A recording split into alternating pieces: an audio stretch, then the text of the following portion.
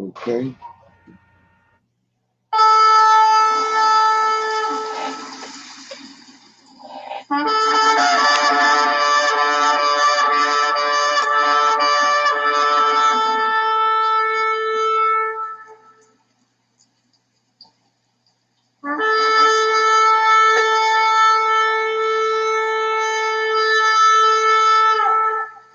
Oh, yes.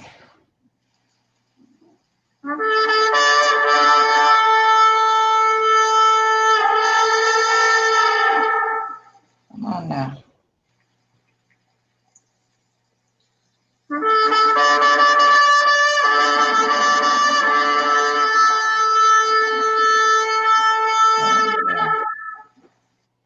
Hebrews, Hebrews, Hebrews. This is Israelite Wake Up, 2nd of January, 2021. Another Sabbath day. This Yes. Sabbath lesson for the day is uncovering the Septuagint. Okay, and but before we do that, we're going to go into our moment of silence, and it's in regard to all that the Yahweh and the Lord of Hosts, our Redeemer, is doing for in heaven and on the earth, or to bring about their people's deliverance from the land of their oppressors and return into Zion. So with that being said, we're going to do the Sabbath prayer, moment of silence, and the Sabbath prayer. Okay.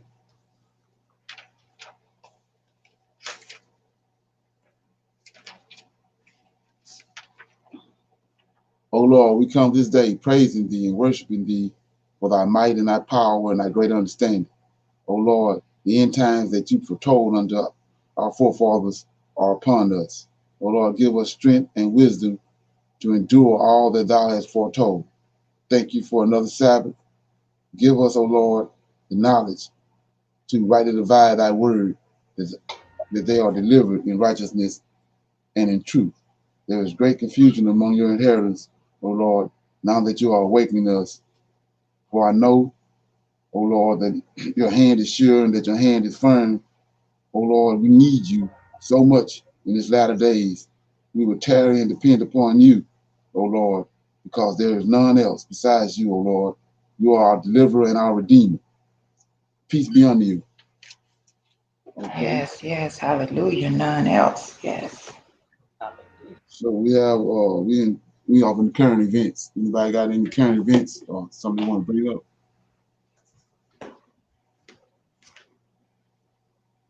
No current events. Okay. Like I was saying yesterday in the class last night, there's a lot of stuff going on around us, and you got to pay attention to it. So I have a couple more videos pertaining to all the missing pieces and parts of the puzzle coming together right in front of our faces, as far as us leaving here and moving on to the next chapter of Israel's the prophecies that the Most High have on Israel. Mhm. So here we go right here. This is about them opening up a plant over in Ghana, a Volkswagen plant.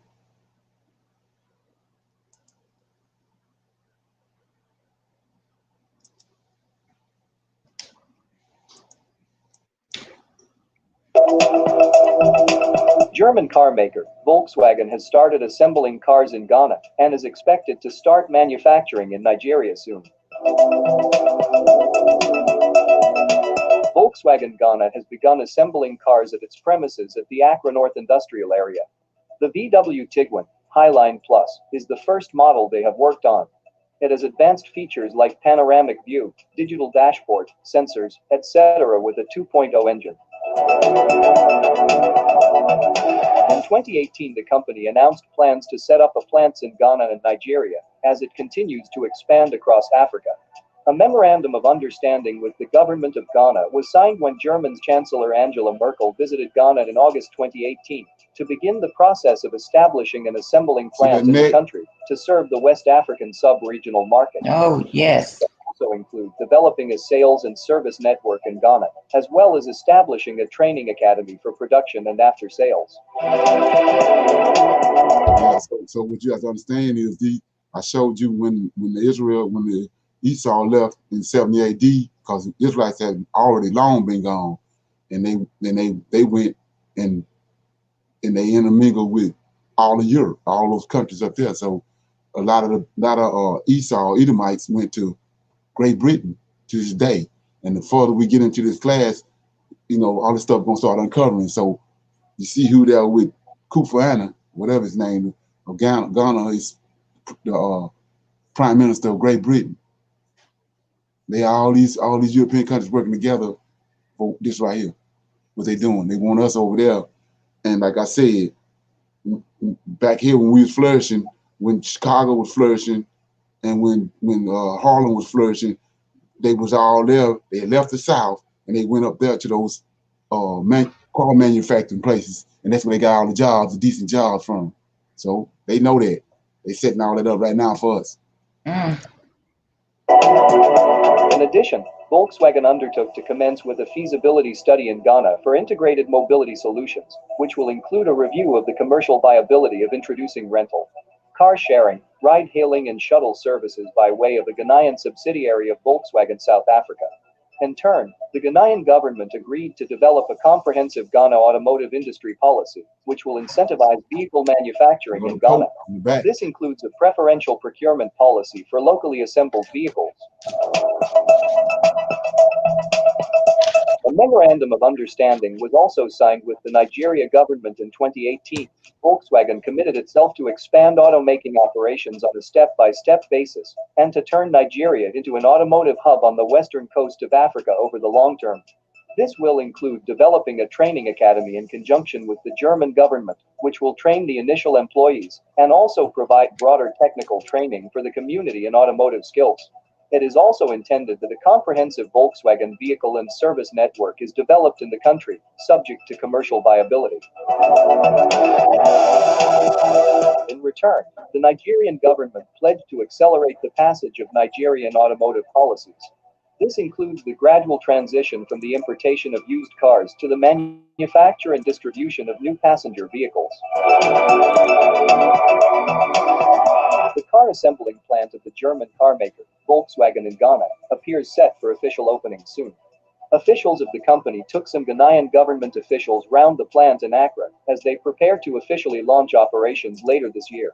Ghana's Minister for Trade and Industry, Honorable Alan Chiremeton, led the government delegation which paid a working visit to the first phase of the Volkswagen Ghana assembly facility in the North Industrial Area, Accra, early this month. During the visit of the new assembly plant, it was revealed that the company has commenced commercial production under a registered local company, Volkswagen Ghana, and is currently producing 5 Volkswagen models in its Accra plant. These brands include Tiguan, Amarok Pickup, Passat, Polo and Paramount. The CEO of the company informed the Ghanaian minister that the company is planning the grand launching of Volkswagen car models made in Ghana soon. A planned official launch of the plant in March 2020 was called off due to the outbreak of the coronavirus at the time, but it hasn't stopped work from going on. The assembling plant is expected to produce about 5,000 units of vehicles every year, with plans to increase production, depending on the market demand. Last year, Volkswagen CEO for Africa, Mr. Thomas Schaefer, said creating a market in Africa was key for Volkswagen. At the German-Ghanaian Business Council meeting in Berlin last November, Mr. Schaefer said that the second phase of Volkswagen's presence in Ghana will be intensified in 2021. Volkswagen already has a plant in South Africa. It also builds cars in Kenya, and recently began to produce cars in Rwanda, where community car sharing is already being offered as an integrated mobility solution, and where ride-hailing will also be provided soon. Under its Transform 2025 Plus brand strategy, Volkswagen is strengthening the regions and focusing on new up-and-coming markets. Alongside North and South America as well as China, the Sub-Sahara region plays an increasingly important role. Although the African automotive market is comparatively small today, the region is expected to develop to grow into a big market in the future. The setting up of the Volkswagen plant in Ghana was realized due to the Ghanaian government aggressive policy to attract automobile assembling plants into the country.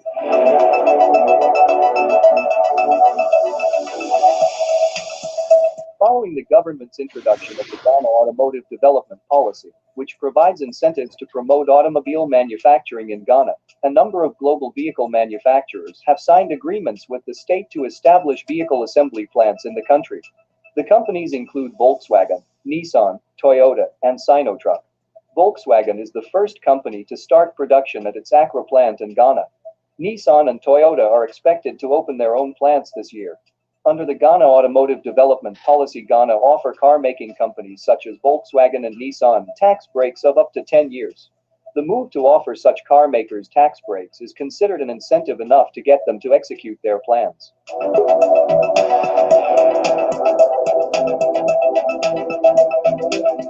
With a staggering $1.8 billion vehicle imports annually in Ghana, of which used vehicles, 5 to 10 years old, constitute about 70%. This puts significant stress on available foreign currency. Therefore, the state is looking to cut down on imports. Health and environmental impact are other reasons for the Ghanaian government's desire to have vehicles assembled locally. Imported used cars, most of which have been involved in serious accidents or floods, have been named as the possible cause of hundreds of road accidents in the country. Setting up local manufacturing plants in Ghana, according to the government, should grow its economy and create jobs.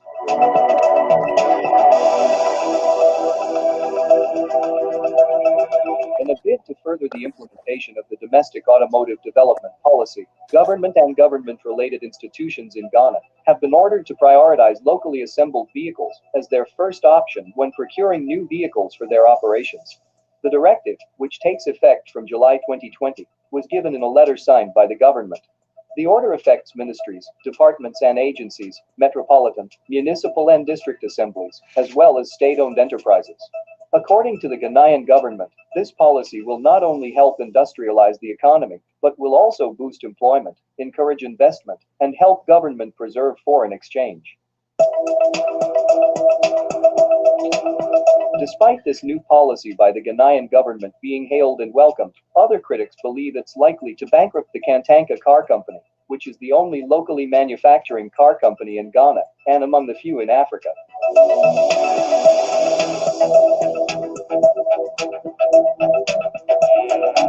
If you enjoyed this video, and would like to get more from a definitive information about trends and mega constructions projects in Africa, subscribe to the New Africa channel, so you don't miss out on any of our future videos. Okay. Anybody got any comments on that? Oh wow, who knew that back in 2018 it started? I mean, that just verifies everything that you have been saying. You know, he is at work. Right. He's going to provide for us no matter where we go. Right. You see, and all these companies, notice that I showed you Great Britain is over there, Germany, where these are all the same people that funded Hitler. Yes. The same companies. And then we know they disappeared out of America back in the early 70s, mid 70s, and then they ended up all of them went to China. And look what China is today.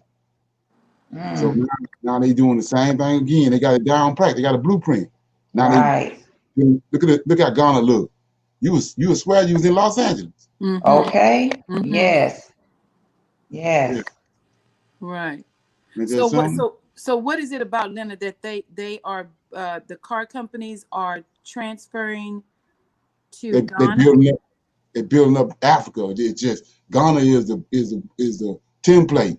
Ghana is the template for all the countries over there, but they starting with Ghana, building it up, and it's gonna just go from there to all over whole Africa. You notice how he said that Volkswagen already into Nigeria.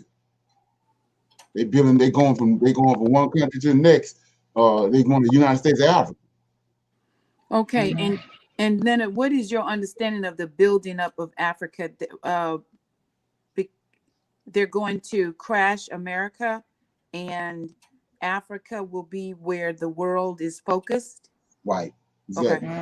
Okay. But the thing about it is, he says that in Daniel, he tells you about the four beasts. He said he's diverged from all the other first three beasts. He diverged from Babylon and Medes and Persians and the Greek because Esau is the fourth beast, and he was in all those other three kingdoms. and he knows how to relocate rather than sit there and stay there and ride and fall. He know how to move. Right. Diverse from the other three. That's why we right today, you know, you got all these so-called mega pastors and all that keep on talking about a fifth beast. The 10 toes. Ain't no, he don't say nothing about no fifth beast. Right. The four beast. And we still dealing with the four beast right now because he able to transform himself. Right. Yes. And before the time comes for him to fall. He'll transform himself and move. So we see America disintegrating because that's the nature of things. You rise, then you fall. Right. So he moving. He knew that long time ago. He knew all the industries and the satanic corporations that he controlled. He moved from here to China and blew China up, and then now he on the move again with Africa. The ultimate move. Right. So Leonard, we know that Daniel shared 4 beasts. So what are they saying is the 5th beast? Because there is not one. So the 10 toes. Oh, the 10 toes. They try to say the 10 toes, but from the waist or the image that he showed them from the skirt above his knee all the way down to the toes is the 4 beasts. Right, exactly. 10 toes included in the 4 beasts. Right, exactly. And then, right. So and then, like I said, what when they look reading the part about the 10 toes, they trying to apply it to the 10 horns that's on the 4 beasts. Yes, yes. But if you read that, he tells you that the 4 beasts. Let me read that, but let me get this phrase right quick. I forgot to say shalom to everybody. Sorry. Shalom. Shalom. Yeah, so he says in Daniel chapter 4. I mean Daniel chapter 8. Let me get it right quick. Okay.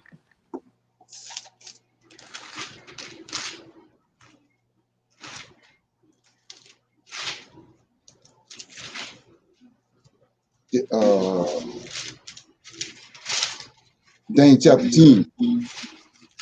Okay, no, Daniel chapter 10.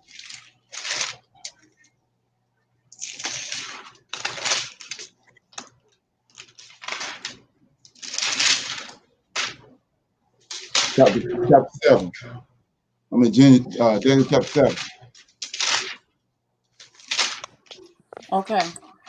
And it says, verse 7 to 15 says, I, Daniel, was grieved in my spirit in the midst of my body, and the vision of my head, in the vision of my head troubled me. I came near unto one of them that stood by, asked him the truth of all this.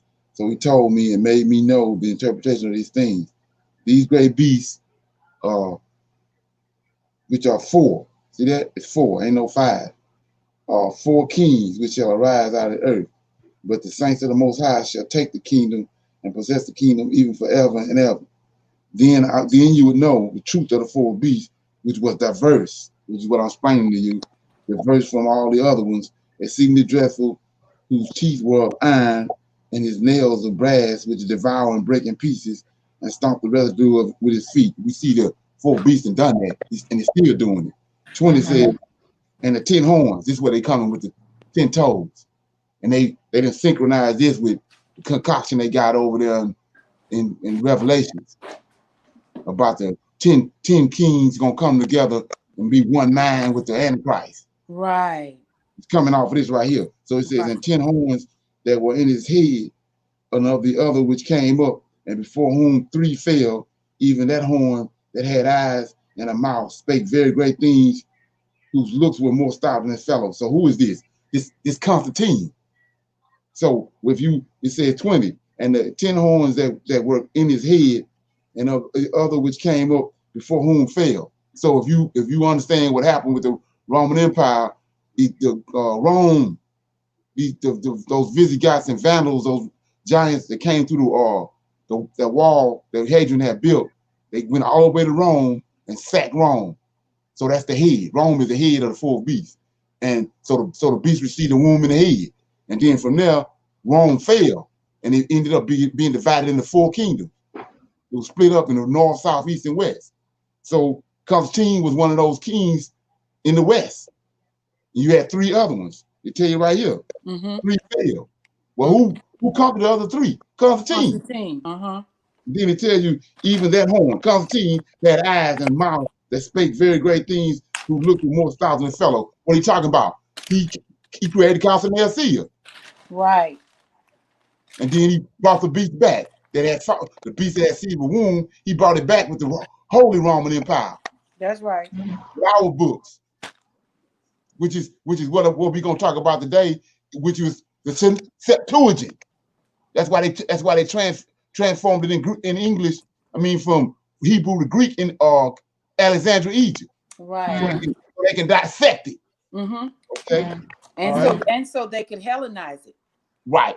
Right. In 21, I beheld, and the same horn made war with the saints and prevailed against them until the Ancient of Days came. The judgment was given to the saints of the Most High, and the time came that the saints possessed the kingdom. Then it said, thus he said, the 4 beasts shall be the 4th kingdom upon the earth. Ain't no 5. I don't see 5 nowhere. Which shall be diverse from all kingdoms, and shall devour the whole earth, and shall tread it down and break it into pieces. That's where we at right now. We're looking what the 4 beasts have done. It says, and the 10 horns out of this kingdom are 10 kings that shall arise, right? So this is the point I want you to understand. And thus he said, the 4 beasts shall be the 4th kingdom upon the earth, which shall be diverse from all the kingdoms, which shall devour the whole earth, and shall tread it down and break it into pieces.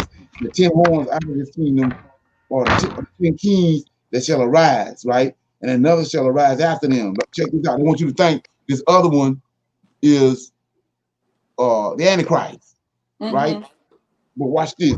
The 10 horns out of this kingdom are the 10 kings that shall arise, and another shall arise after them. And he shall be diverse from the first, and he shall subdue 3. Who we just found out that subdued 3 kings? Constantine.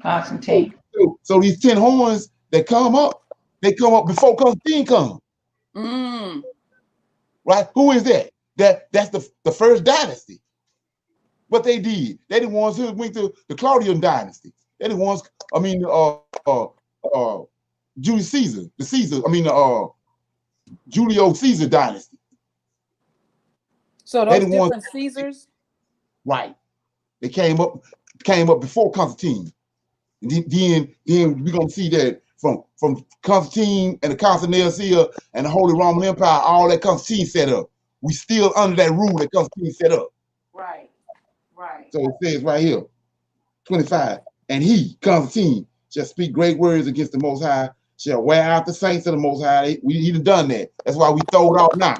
It says, and think to change times and laws, and they shall be given in his hands, Constantine's hands, until a time and dividing of time.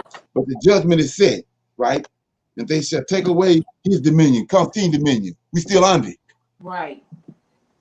And to consume and destroy it until the end. And the kingdom and the dominion and the greatness of the kingdom under the whole heavens shall be given to the people of the saints, to the Israelites. That's what we see manifesting right now. Right. That's what Ezekiel 37 all about. Then 28. Here too is the end of the matter. As for me, Daniel, my condemnation much troubled me, and my countenance changed in me, but I kept the matter to my heart. So what you saying? I was gonna say, is another sign that we're still under that Constantine thing is that they're still dealing with Jesus, and Constantine was the one that brought Jesus into play. Right, exactly. That whole thing, Roman Empire, all that, the Holy Roman Empire, the Pope, all that came into play with Constantine. Exactly. We're still dealing with that. Okay. Right. He set all that up. Right. And so, Leonard, is the fact that in the book of Revelations where you read about the 10 kings, that's out of context, right? That's out of context. That's what I'm saying. They used it, but they were able to do all this when they transferred the Tanakh from Hebrew to Greek. Yes. Which is what I uncovered Wednesday with the letter from Aridius, right. which is in the pseudepigrapha. He tell you that they went and got 6 Edomites. Right. From each of the tribes, which is these are fake Jews because they done stole the land during the time of Antioch Epiphanes. Right. So you can't say that's not the case, because and epiphanies came in the third beast. That's right. The fourth beast is come after that. 3 come after 4 come after 3. Okay. Okay. So yeah. Anyway, so with that being said, like I got another video I wanted to play, and then we're gonna go into the class.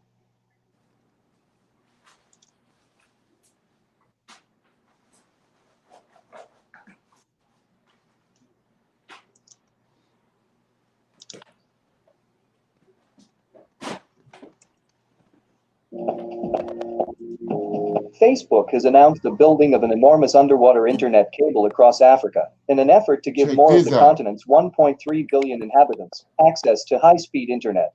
According to a recent publication by CNBC.com, the company has formed a consortium with Britain's Vodafone, China Mobile, South Africa's MTN, France Orange, and other local network operators for the project, called 2 Africa. The contract for the $1 billion subsea cable project, expected to be completed between 2023 and 2024, has been awarded to Al Cable Submarine Networks. At 37,000 kilometers in length, Facebook claims the cable will be nearly equal to the circumference. Yes. The 37,000 kilometers cable will be one of the longest in the world, second only to Simiwi 3, that stands at a length of 39,000 kilometers. Previously referred to as the Simba cable, with Simba being the internal name used for the project pre-launch, the 2 Africa cable is an endeavor with a long history of rumors. The 2 Africa is one of the largest subsea cable projects in the world, connecting Europe, the Middle East, and 16 countries in Africa, 23 in total across all 3 continents. The 2 Africa project will provide nearly 3 times the total network capacity of all the subsea cables serving Africa today.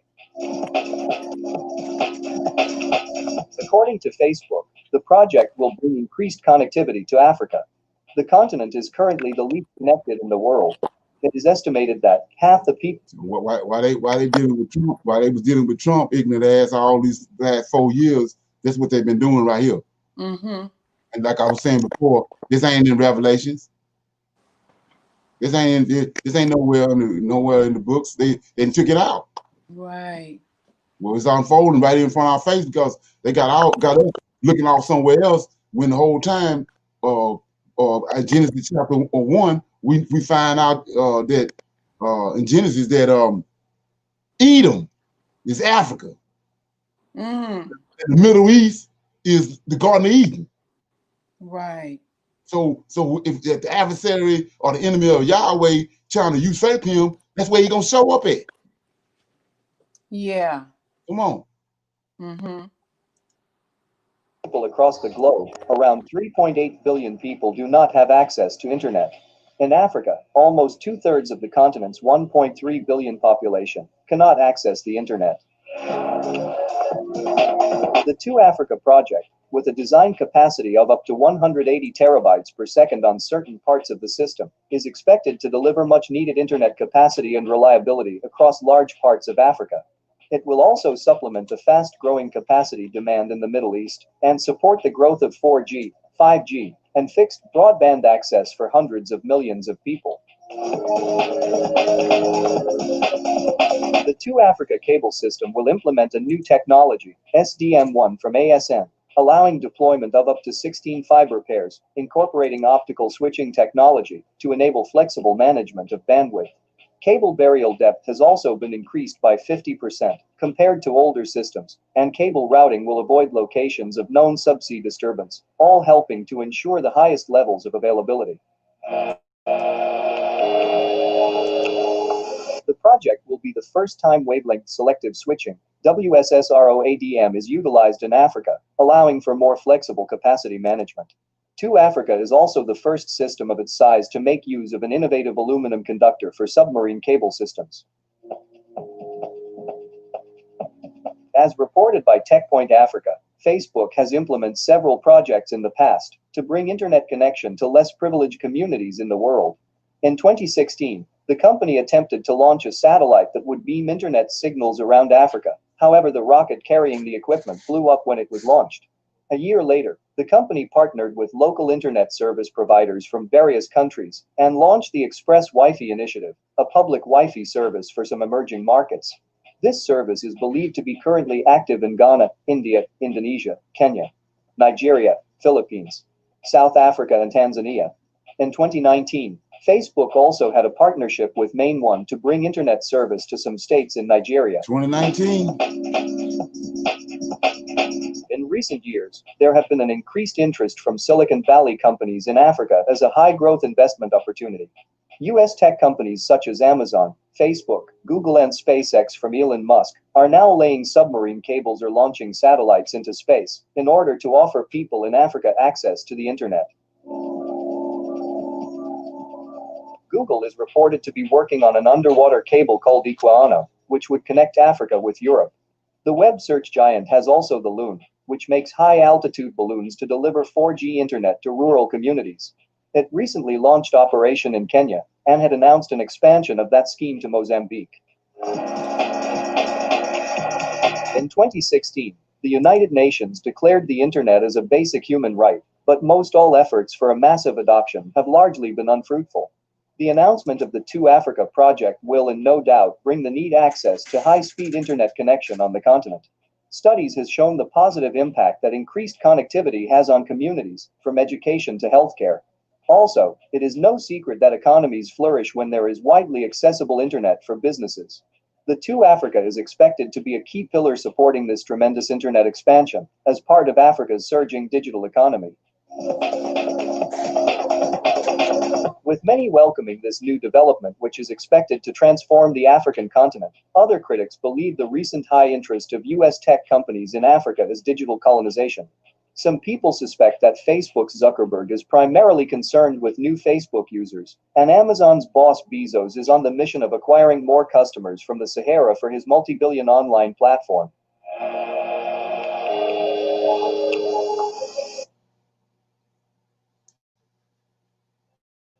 With Fundrise, real estate investing is simpler and smarter than ever before. Join the community of over 130,000 investors who have built a better portfolio with Fundrise today.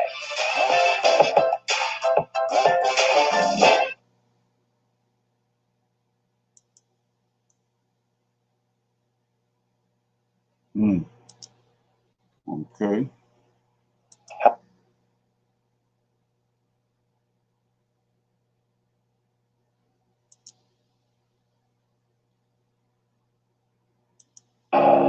If you enjoyed this video and would like to get more from a definitive information about trends and mega constructions projects in Africa, subscribe to the New Africa channel so you don't miss out on any of our future videos.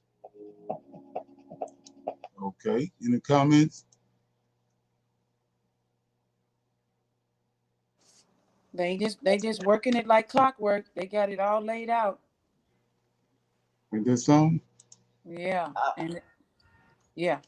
Thank you. You got to ask yourself. I mean, you know, how long this gonna go on? It's gonna come to a head. It's got to come to a head because of, you know, you start building a house, you lay the foundation, put the frame up. Sooner or later you finish. So we're looking at all this. Look at, like I said, look at the cities over there now already. Right. It ain't no but a matter of time. You're gonna have to bring the chickens in the coop. So that's what we're getting ready. It's time for us to leave. It's right up on us. Yeah, and we can see they've been at work. They've been at work. Yeah, we're gonna look up and we're gonna be over in Africa, you know, at a blink of an eye. Right. You can see where, like Yaqui. Exactly. Yaqui was saying that about how that you know, how everything moving. That how we gonna be, you know, with everything they're doing, you're gonna look up and your whole environment gonna be changed and flipped on you. I have a question now. Okay, so this high-speed internet, will that be relevant in the New Kingdom? I would say if you look at what he done when you come to Genesis 1:1, he returned to the earth. And we know from what we're looking at in Egypt and all that, they had a highly advanced civilization. But when he brought the flood, it brought it back to nature, back to where he started. So what I would say is he's gonna, because that a lot of that is what causing me to sin. The internet. Like he said, those angels came down and started sleeping with those women and brought down knowledge that wasn't supposed to be here. And then the sin increased on earth. And he caused the people that he had created to go off course from what he had created them to do. So I'm thinking that he's gonna get rid of that technology. Oh, okay. Because what I was thinking, that if it was going to be there, Africa needs to develop its own media with, of course, a more meaningful objective, like the Google. I don't know about the Facebook, because I mean, it's okay that, to me, it's okay to have social media, but without that hidden agenda like the Zuckerberg and Gates have. You see, right, about using the information for ulterior motives. Right. Well, those are all those people is diabolical. So just like the giants were, and before the flood, they got to go.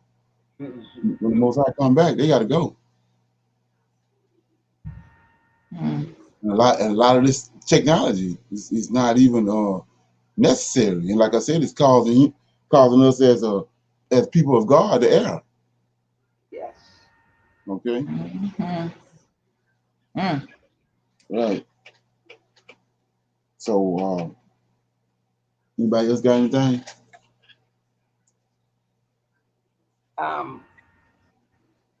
Okay, and just to expound on what you said in the past, how they can be developing something for our demise, or for with an ulterior motive, but the Most High have other plans for what they do. Right. Exactly. Yeah. Right. Okay. So like I was saying before, the class for today is we're going to be dealing with we are uncovering the Septuagint. And so what I want to do to start this out, I wanted to let me go to the book of Jasher right quick. Like I said, notice I'm in the book of Jasher. So it says in the book of Jasher that in chapter 90, we know that in Genesis chapter 1, in Genesis, when Cain came before the Most High, the Lord of hosts, to make his offering, because the Lord of hosts is one that's there, he was refused. He sent him away from him, and the reason being was because of Cain was his offspring of Lucifer. He had come in the garden and cohabitated with Eve and got Cain. So when Cain came to make his offering, knowing that, he sent him away, right? And so I was showing you how, before I go to Jasher, let me go to here real quick. And like I said, everything I'm going to show you, we're going to an expected end with it. So Cain had a son called Tubal. I'm doing a quick recap. Cain had a son called Tubal, right? And then we understand that these people got hotel records, and when they got hotel records, they flipped them all around and synchronize it the way and make it say what they wanted it to say. So they have us thinking that Shem, Shem, Ham, and Japhet is Noah's sons.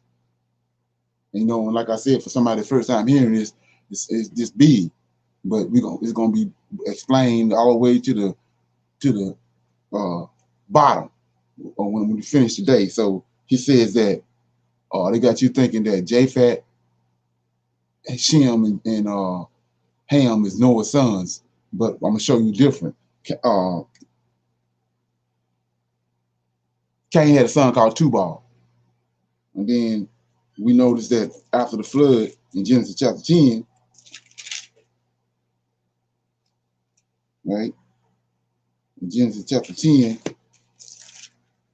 that in verse 1 through 5, we see that Japhet, which is supposed to be one of Noah's sons, got a son called Tubal, right? And that word Tubal means out of lineage of Cain. So I can't go to Walmart and get a basket full of groceries and a basket full of items and then go to the dollar store and check out. So right here, it says chapter 2 says the sons of Japhet, Gomer, Magog, Midian, and Tubal. And this word Tubal only means one thing, out of lineage of Cain. So how in the hell can Japhet be out of lineage of Cain, out of lineage of Noah when Tubal means out of lineage of Cain? So that tells you right here that we've been hoodwinked, because this Most High, the Lord of hosts, told Noah to go and get a male and a female from all flesh, which means all genitalia. That means genitalia is human genitalia, private parts. So he went and got a male and a female from Cain's lineage, from the serpent, from Lucifer, and he went and got a male and a female from the man and the woman he created on the 6th day. And he already had a son, Shem.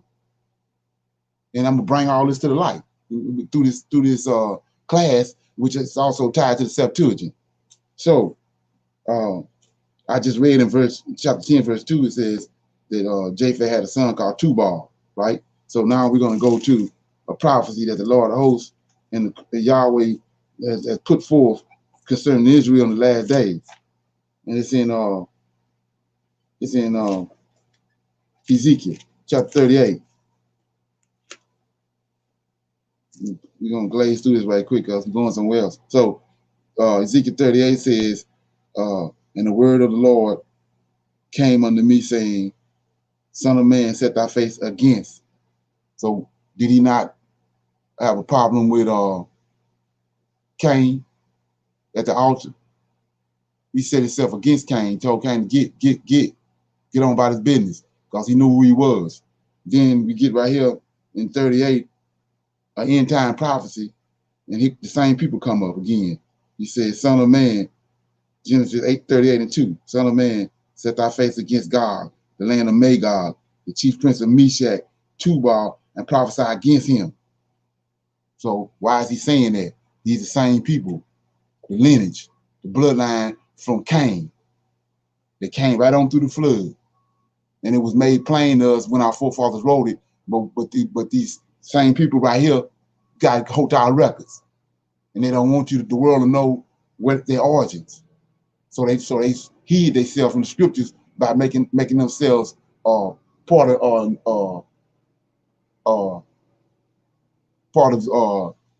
Noah's lineage.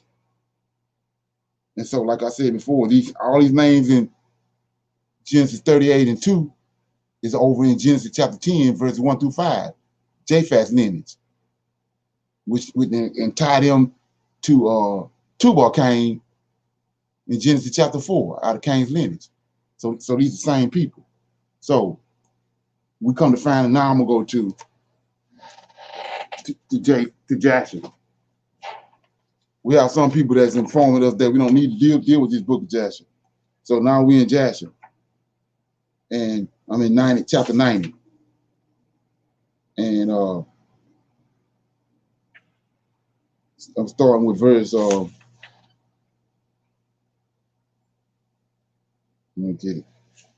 I'm gonna start at verse 1. It says, at that time in the 5th year, the children of Israel had passed over Jordan after the children of Israel had rested from their war with the Canaanites. At the time, great and severe battles arose between Edom and the children of Checham. Right? So let's look at that. Edom is out of the lineage of Isaac. He's the brother of Jacob. And Checham is out of the lineage of Japhet. I showed you when I just read it in Genesis chapter 10, 1 through 5. and they won against Jacob, against Adam's descendants, right? You see, and the children of Checham fought against Edom, and Ambus, king of Abinus, king of Checham, went forth in that year, that in the 30th of first year of his reign, a great force with him of mighty men and children of Checham, and he went to Seir to fight against the children of Esau, right? And Hadad, the king of Edom, heard of his report, and he went forth to meet him with a heavy people and strong force, and engaged in battle with them in the fields of Edom. And the hand of Checham prevailed over the children of Esau, and the children of Checham slew the children of Esau, 220,000 men. All children of Esau fled from before him. And the children of Checham pursued them, and they reached Hadad, king of Edom, who was running before them, and they caught him alive and brought him to Abinus, king of Egypt, king of Checham. And Abinus ordered him to be slain. And Hadad, king of Edom, died in the 48th year of his reign. And the children of Checham, these Japhet children, continued their pursuit of Edom, and they smote them with a great slaughter, and Edom became subject to the children of Checham. Now this is where I'm going, verse 8. And the children of Checham ruled over Edom, and Edom became under the hand of the children of Checham. The children of Checham are the Romans, right? And became one kingdom from that day. So we was talking earlier about the fourth beast. Well, here go the origins of the fourth beast right here. It's the Esau that has a problem with Jacob, and Japhet that have a problem with Jacob because of who they are, their origins. They done came together as one nation, and this the fourth beast, right? So we're gonna go from there. I want to break that down. So give me a minute. Where did you just read from? I'm sorry. You was in Jasher what? Chapter 90. Chapter 9. I read verses 1 through 8. Okay. So let me do this right quick.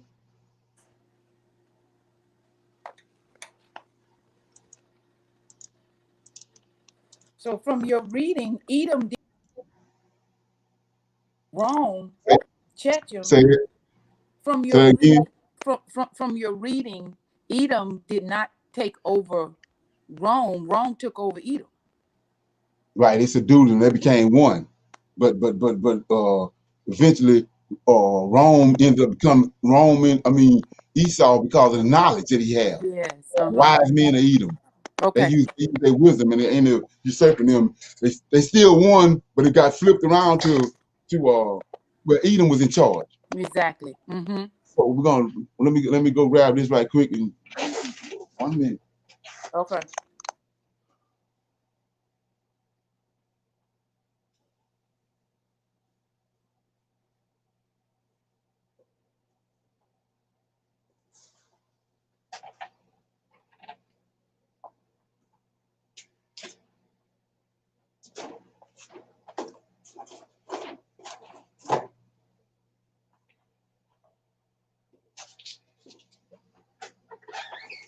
So we're gonna start right here with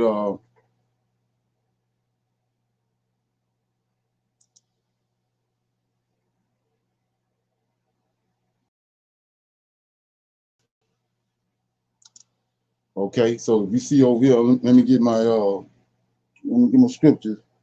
I'm in Ezekiel 35.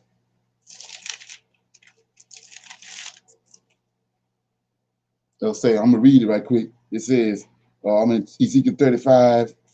Let's start at verse 1. Moreover, this is a prophecy against Mount Seir, which is Esau, and we see that Esau eventually in the mingle with Japhet, and they became one, Edom. So it says, moreover, this is the Lord of hosts talking to Ezekiel. Moreover, the word of the Lord came unto me, Ezekiel, saying, Son of man, set thy face. See that again? Set thy face against Mount Seir. So he got his face set against Japhet. I showed you that. And now he got his face against Mount Seir. That's where Esau is at. But these two enemies of Israel and of the Lord of hosts, they came together, and they called Edom. They became one nation. 3, and say unto it, thus saith the Lord God, behold, O Mount Seir, I am against thee, and I will stretch out my hands against thee, and I will make thee most desolate, and I will lay thy cities to waste, and thou shalt be desolate, and thou shalt know that I am the Lord. Because, look, here go the problem right here. Because, verse 5, because thou hast perpetual hatred, and hast shed the blood of the children of Israel by the force of the sword, in the time of their calamity, in the time that their iniquity had came to a full. So what he's telling us is, in the book of Obadiah tells you that first it started out in Daniel. Daniel prophesied and told them that their iniquity was going to come to an end. The Most High was tired of dealing with them. So he said he's going to bring a prince from a far country, and he's going to cause abomination and make it desolate. That was Antioch Epiphanes. Daniel 9, 25, 26, and 27.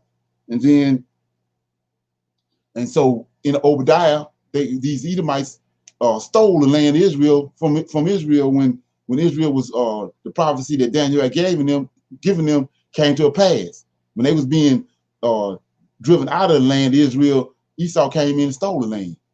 And he dwelled there from 143, the time of Antioch Epiphanes, until 70 AD. We know all this. I'm going over this for the YouTube viewers and to make this plain. So then it says, because thou hast an perpetual hatred, and hast shed the blood of the children of Israel by the force of the sword in the time of their calamity, in the time that their iniquity had an end. Therefore, as I live, saith the Lord God, I will prepare thee unto blood, and blood shall pursue thee, since thou hast not hated blood, even blood shall pursue thee. So the reason these people done got away to this point is the curses that's on the Israelites is somewhat similar to these curses he got on Esau. So they've been able to pass as Israelites in these latter days because of these curses that's on them. And people saying, well, it got to be the people because they're looking at Deuteronomy 28 and they're seeing similar things happening to them. But where the trick coming in at Esau, Jacob at the bottom of the food chain. He's starving to death. He don't have none. These people got all the wealth of the world. The Oppenheimers and the Gates and the Rockefellers and Rothschilds. They got all the money, but they got these curses on them. So verse 7 says, thus will I make Mount Seir most desolate, and cut off from it him that passeth out, and him that runneth, and I will fill his mountains with his slain men in thy hills and in the valleys and in thy rivers, and they shall fall. And they shall fall that are slain with the sword, and I will make thee a perpetual desolation, and thy city shall not return, and ye shall know that I am the Lord, because thou hast said, here go the problem, because thou hast said, these two nations and these two countries shall be mine, and we will possess it wherein the Lord was there. So I told you earlier that in the very beginning, Edom is Africa, and the Middle East is the Garden of Eden. The land of Canaan is the Garden of Eden. Eastward of Eden, Africa is Eden. Eastward of Eden is the Garden of Eden, which is Middle East, Northeast Africa. So what's there? What from the time of beginning when he showed us that in Genesis to the day, we know now that Africa, the continent of Africa, is Eden, and we know that that's where Ham was at, and we know that the Middle East is where Israel eventually ended up at, where Mount Zion at. So Esau wanted both of those places, and through Antioch Epiphanes, they obtained both of them. We know that Alexandria died, and then Ptolemy, they Japhet, they Edomites, they had Japhet's lineage. So they occupied the 29th dynasty, the last dynasty in Egypt. So they ended up possessing Egypt. Then when Antioch Epiphanes came, they ended up possessing Judah, which is in the land of Canaan, which is where Mount Zion and Jerusalem is. So they possessed both of those nations, right? Now, verse 10 says, 35 and 10, because thou hast said, these two nations, I showed you who they were, and these two countries shall be mine, and we shall possess it wherein the Lord was there, right? 11. Therefore, as I live, says Lord God, I will even do according to thine anger and according to thy envy, which thou hast used out of the hatred against them, and I will make myself known unto them when I will judge thee. And thou shalt know, that I am the Lord, and that I have heard all the blasphemies which thou hast spoken against the mountains of Israel, saying they are laid desolate, they are given us to consume. So I was showing you earlier, Constantine, part of these people. And he the one spoke all these words, was the Most High alluding to right here. When he concocted the Holy Roman Empire, he came, when they got to hold our records, like I said, through the Septuagint. That's the reason they wanted a copy of the Septuagint. So they can write it divided and dissect it by looking at it through Hebrew, through Israelite lenses. I mean, through Greek lenses. So 13 says, thus with your mouth you have boasted against me. This takes us right back to Daniel chapter 8. Your mouth you have boasted against me and have multiplied your words against me. Constantine did all this. And I have heard them. Thus says the Lord God, when the whole earth rejoice, this haven't happened yet, I will make thee desolate. And thou shalt and thou didst rejoice at the inheritance of the house of Israel, because it was desolate. So will I do unto thee, and thou shalt be desolate, O Mount Seir, and all Edom, even all of it, and they shall know that I am the Lord. So what I'm trying to show to you right now, right here, is he made the mention of Edom in verse 15. He says Mount Seir first, then he says all Edom. Well, let's look at that. So see right here, this is the map. I'm gonna show you where they was at when he said he was gonna judge them. I'm gonna show you the place, the location they're gonna be at. So this is, if you understand right here, from when Joshua, they came into this land right here. This the Middle East, which I told you was Northeast Africa. Well, Esau stole the land by lots in Obadiah. He came in and stole it by lots. But he go to lots. When they came in with Joshua, Judah got this area here, Simeon got this area, Reuben got this area, Gad, he go to lots. Well, Esau came in and stole the lots. And not just stole the land mass, but the name too. So it's Edomites in Judah, but it's Judah's allotment, but it's Edomites still, calling themselves Israelites. And that's all through here. This is what, when you pick it up in the New Testament, this is what you're dealing with. You're dealing with Edomites posing as Israelites. So the Most High just mentioned in 35 and 15, Edom, old Mount Seir, old Edom. Well, see right here, they go Edom. I told you Edom and Japheth became one, right? So what he did was he stole all this right here. See, this Edom right here. This is the land that was given to them in Deuteronomy chapter 2.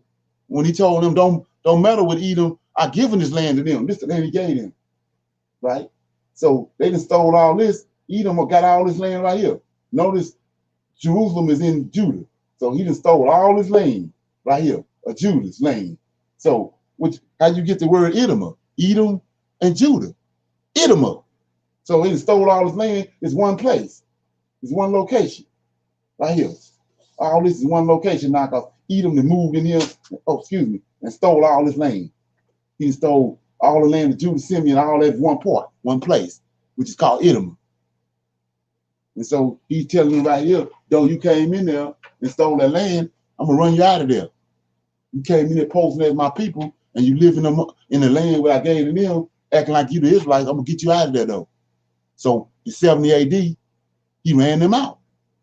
And like I showed you on the maps, we see where they went. They went over in Europe, and all the areas over there, Britain and all the European countries. So with that being said, I want to show you something else.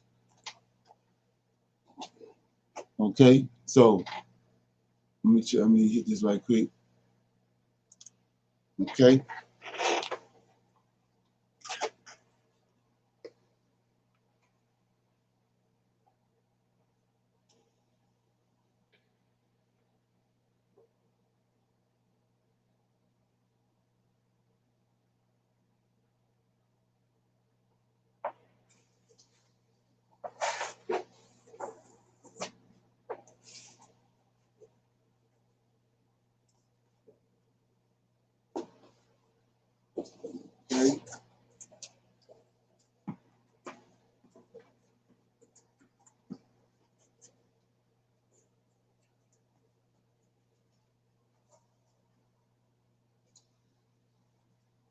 Okay, 1 minute. Right.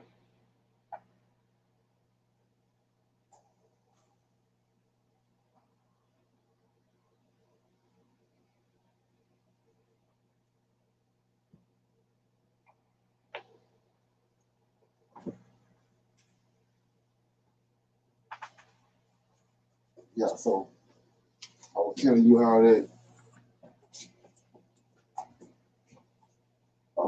that they migrated up in the areas of up around where Japhet, the land that was given to Japhet after the flood. And I'm gonna show you something right here. This show I hope you can connect the dots for you. So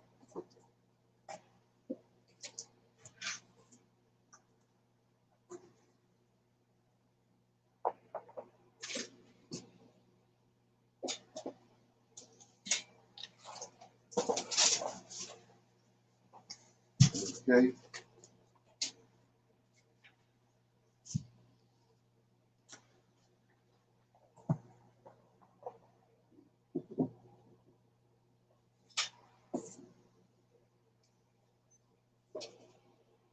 Okay, so it says that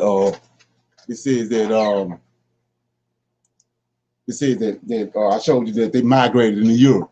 So we know that when Esau came forth during the time of him and Jacob at their birth, Most High give us a description of how he looked. He said he was red, and he was red, he was hairy all over, and he had red hair. And then he had not only that, he mingled with these giants at Horem, at Mount Seir. They was red-headed giants. We already know in our history, anybody that did any kind of research know these red-headed giants all over the place.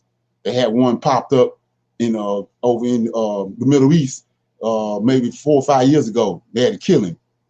Red-headed giant. So he got fire red hair. So here we go right here. Esau went on the move when they was kicked out in 70 AD, went up in the countries of Europe, and here they go. See, he used his women. He believed in his lineage. Most I said, you trace the Israelite lineage through the male. But Esau, he's contrary to what the Most High, the Lord of Hosts and the Most High set in place. He wants to go to the woman. So we see right here. They go to red-headed woman. These women are Britain.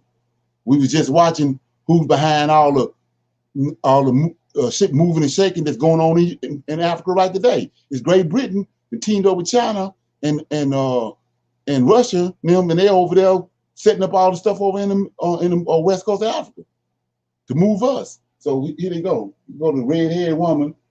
See that? And red-haired. I got some more images, but this is the point I want to make. You go another one. See? They got the red hair. You can't just get red hair, fire red hair just for the hell of it. It's a DNA that's dealing with that. So with that being said, I'm gonna show you some more images. You're gonna keep moving, and you, like I said, you begin to realize that somebody then played a trick on you. So here we go right here. These are women. Give me a little minute. So get my point across. So we see right here these women, they red-headed women. Okay. Now, here go where the trick came in at. Got mulattoes. See that? So when Esau came into, he was all in Africa and all those places. So he intermingled with the people that was there. See these people, see these women? So this the origins of when they start talking about King James. King James was black. See right here. When Esau got into Europe, when they left in 70 AD, it started migrating to all the areas of Europe. That's how they looked. They mulatto. See the red hair? It's mixed with the Negroid features and still got the red hair. And so then they went over to Europe and they mingled out. They whited out. They took their daughters and married into these aristocratic families in Europe, and then they became back white again. But when they originally went there, is the reason why Hitler was trying to kill them. He said they had Negroid features in them. That's because of this right here. So we're gonna look at some of the males, and then what I want you to do is think about who Absalom, David's mother was, and how Absalom looked. Because when Joel was running behind him, that's when hair got caught in the tree limb. That's because he had this kind of hair. Mingled with African, Negroid and Anglo-Saxon. He had this hair right here. So see, it's the British. It's British people. So they're going through the process of being whited out. There you go. See the snars? So here go another one right quick. Right here. I'm showing you all this for a reason. So anyway, so there you go right there. See one more image. So here go, this is how Queen Isabella looked right here. Queen Isabella from Spain. She the one that sent Columbus out to get she sent Columbus out, to get to find a new land for them to move. So you go, that's how they looked. They don't look like that now. They look like Anglo-Saxons, whites now, but this is how they looked when they was ran out, right here. And so, like I said, we see them in just what you're looking at now is them in the process of being transformed. They got the Negro features right here. So this is how King James looked, right here. The reason why they saying he was black, but he's an Edomite. So it's the same what they're doing right now with the Septuagint. They want to make the Septuagint holier than thou, but we're gonna see what's going on with the Septuagint. So anyway, we're gonna keep going. Let me hit this right quick. So this Esau, and we know that Esau and Japhet is enemies to Jacob. So I'm showing you Esau. I'm bringing you right down to the day Esau. Now I want to show you. I want to show you Japhet. Bring him down to the day. Then we're gonna go a little further into the class. So yeah, I want to show you one more thing. While I'm here, got tricked up. Let me do this. So here go JC. This image. So you would think they just made this image, but now here go the image of JC right here. See that? So now you see why here they ain't got him looking like that just for GP. They got him looking like that because look where he came from. In the history I just showed you, that's why they got the image of him right here. So beyond the fact now, he a stone cold Edomite. And what they done done is portrayed their images on all the information they gave us. They portrayed their images and they way of thinking on to it. You have to understand that. Okay, so let's look at it. Keep going.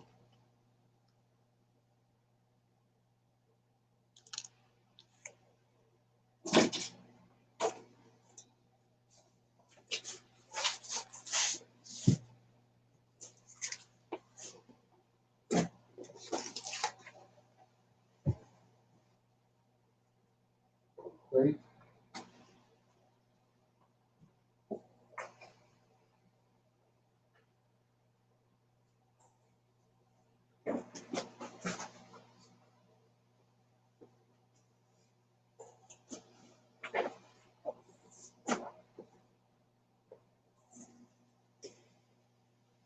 So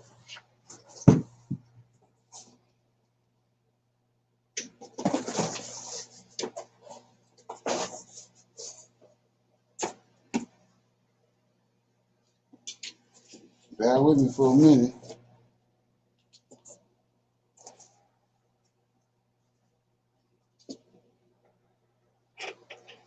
Okay, so now we're dealing with Japhet, and we know that Japhet and Edom and Esau became one. They're the fourth beast. The Japhet's children, the Romans and Chechen and the Greeks came together. Third and fourth beast of Gentile, and they ended up intermingling with Japhet. And Japhet got the knowledge of the Most High because Esau had the knowledge of the Most High because he was raised by Abraham and Isaac. So that's how he ended up superseding them. That's how the Rothschilds and the Oppenheimers and all them got all the money today, because they had the knowledge of the Most High, and they know how to finagle the system. And then the biggest thing the Most High said was not to inflict usury on the next person, on his brother. Esau took that and and flipped it. And now he got all the money. He can gather all the money up in his barn. He got all the money on the earth and got everybody else working for him. So anyway, so this Japhet right here. So what you're going to realize, which is Hebrew 101. Everybody knows what the Israelites look like. Today, if something ain't wrong, if you don't know, then you need to go do your homework. But we know now who the Israelites are. These people ain't no Israelites. But they, like I said, they posing as Jews. And like I said, look at all these black hats, and then look at their countenance. Ain't no Israelites wearing no black hats. So anyway, you come over here. Here they are. So now, right here, you see this? If you can't figure out what that is, that's an orgy. So I want to show you something with that. There's another book that Hebrew Israelites want to discredit. Okay.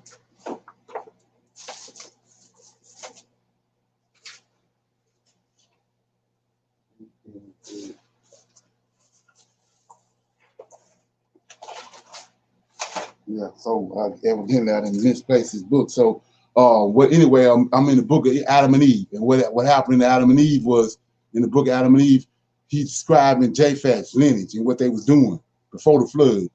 And what they was doing was they was having all these orgies right here. It says Lucifer showed them how to go out into a field of flowers and pick all these flowers and use all these grapes and apples and oranges and all that and get together and they have an orgy. And they started, so they had been doing this so long till they had intermingled their family ties and family lines. They didn't know who was who because they was sleeping with the mother, sleeping with the daughter, and then they would go into a man's house and just overpower the man and then sleep with his children and sleep with his wife and in a lot of cases sleep with him. They were just diabolical. So when you understand that, and I took you to the flood, and the Most High told him to get a male and a female from all genitalia. He told him to get a male and a female from all genitalia. So he had to get a male from the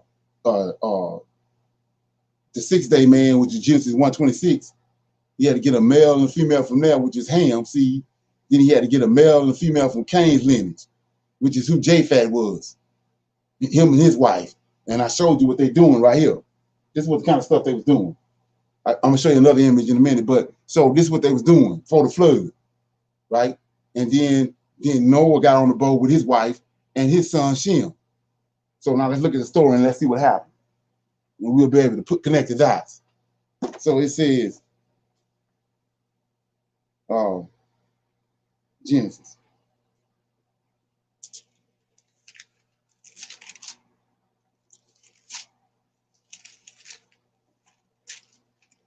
I'm in Genesis chapter 9, verse 20. It says, and Noah began to be a husband and planted a vineyard. That's because his forefathers before the flood was husbandmen. They was keeping the garden. So that's why he was created, and he placed him in the garden. So that's Noah only doing what his DNA and his lineage was doing before him. So 21, and he drank the wine after he had grown it. He drank the wine, made the wine from the grapes, drank it. Then he got a buzz and went to sleep in his tent. And while he was asleep, it says that he was uncovered within his tent. So you have to ask yourself, what do that mean? So you go to Leviticus right quick. Chapter 9, I think it is.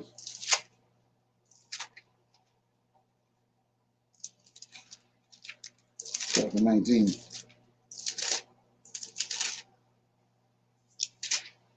Chapter 19, chapter 18, verse 7. The nakedness of thy father or the nakedness of thy mother shalt thou not uncover. She is thy mother. Thou shalt not uncover her nakedness. The nakedness of thy father's wife shalt thou not uncover. It is thy father's nakedness. So Noah's nakedness is his wife. It's not Noah being, Noah ain't naked. So we know that a male and a female got on the boat. Each one of them got a female with him. So Noah, so when we go back and read this again, we find out that 21, 9 and 21, Genesis 9, 21. And he drank the wine and was drunken, and he was uncovered within his tent. And Ham, the father of Canaan, saw the nakedness of his father, and they told his brother without. And Shem and Japheth took a garment and laid it upon both their shoulders and went backwards. So why they take a garment and turn backwards and walk in? Because it's a woman laying there that's been violated. Noah's nakedness is his wife. Same in the garden. They covered over the woman that's involved in this. Both of these are sexual encounters, and seeds came from it. When in the garden, the serpent slept with Eve and got Cain. And right here, what I'm trying to expose to you now is that it ain't Ham, it's Japheth. I'm showing you what Japheth was doing before he got on the boat. This is what he was doing when he was on the boat right here. See this? Having an orgy, sleeping with the mama, the sister, the daughter, all up there. And then he go to somebody else's house and strong on them, beat them down, and then sleep with the wife and the daughter and the children. Because they love little boys. It's in their DNA, because the DNA came from these giants, Nephilim, that when the fallen angels came down, that's what they caused. When they mingled angelic DNA with human DNA, that's what caused perversiveness. It caused homosexuality.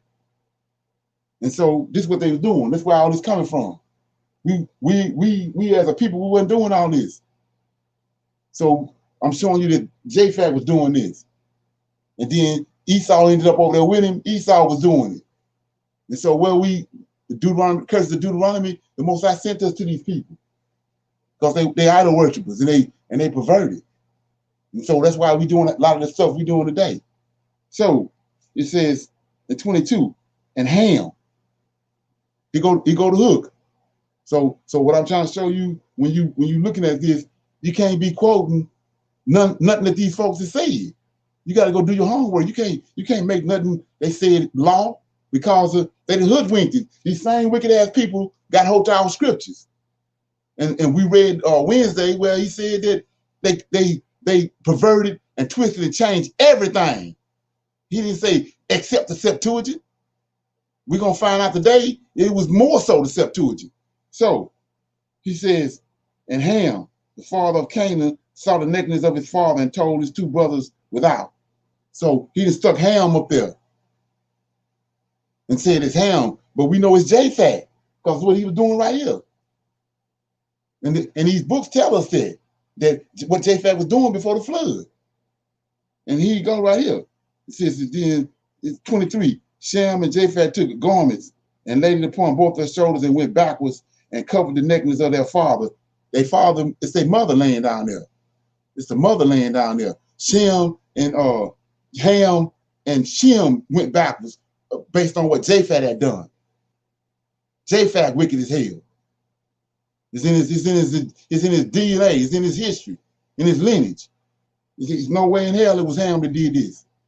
It was Japheth, right? So it says, then 24, Noah woke from his wine and knew what his son had done unto him. It ain't none of his son. He knew what Japheth had done.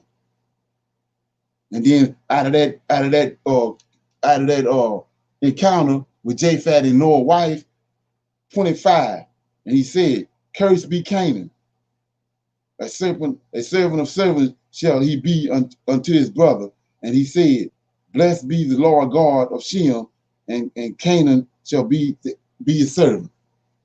So I'm gonna break this down right here, then I'm gonna cut it off and I'm gonna go somewhere else. So Canaan is Japheth, out of Japheth's lineage, when it's rightly divided. So let's look at it. He says 26. He said, blessed be the Lord God of Shem, right? Because Shem is out of Noah's lineage. That's why he's saying, bless the Lord God of Shem. These other two is from the 6th-day man and from Cain's lineage. They ain't none of Noah's son. And then it says, and Canaan shall be his servant. What are you talking about? Well, let's go to Genesis chapter 15.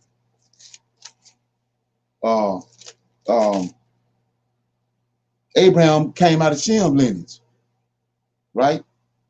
And Canaan, we know, is descended from these giants. That's what Japheth descended from. That's why he perverted. So I'm in Genesis chapter 15, verse 18. This is the covenant that the Most High made with Abraham. And Abraham out of Shem's lineage. We just read, he said, God bless the God of Shem, and Canaan gonna be his servant. So it says right here in verse Genesis 15 and 18. In the same day, the Lord made a covenant with Abraham. He out of Shem's lineage, saying, unto thy seed have I given this land, from the river Egypt unto the great river, the river Euphrates. Now look at it, 19 through 21. The Kenites, the Kizzites, the Canaanites, the Hittites, the Perizzites, the Rephaim, and the Amorites, and the Canaanites, the Girgashites, and the Jebusites. All of them became servants to Abraham, out of Shem's lineage. Abraham possessed all of them, just like it was prophesied over there. We see that right here. So it ain't none of Ham. It's Japhet. Japhet the one violated Noah's wife. And he got Canaan, a wicked ass seed line. And that's why the Most High, when he brought the Israelites in there out of Egypt, he killing all them. Because they don't have nothing to do with him. That's why he killed all the giants with the flood. Because they ain't got no, their origins ain't from him. He don't have nothing to do with them. So let's move a little forward, a little further. Okay.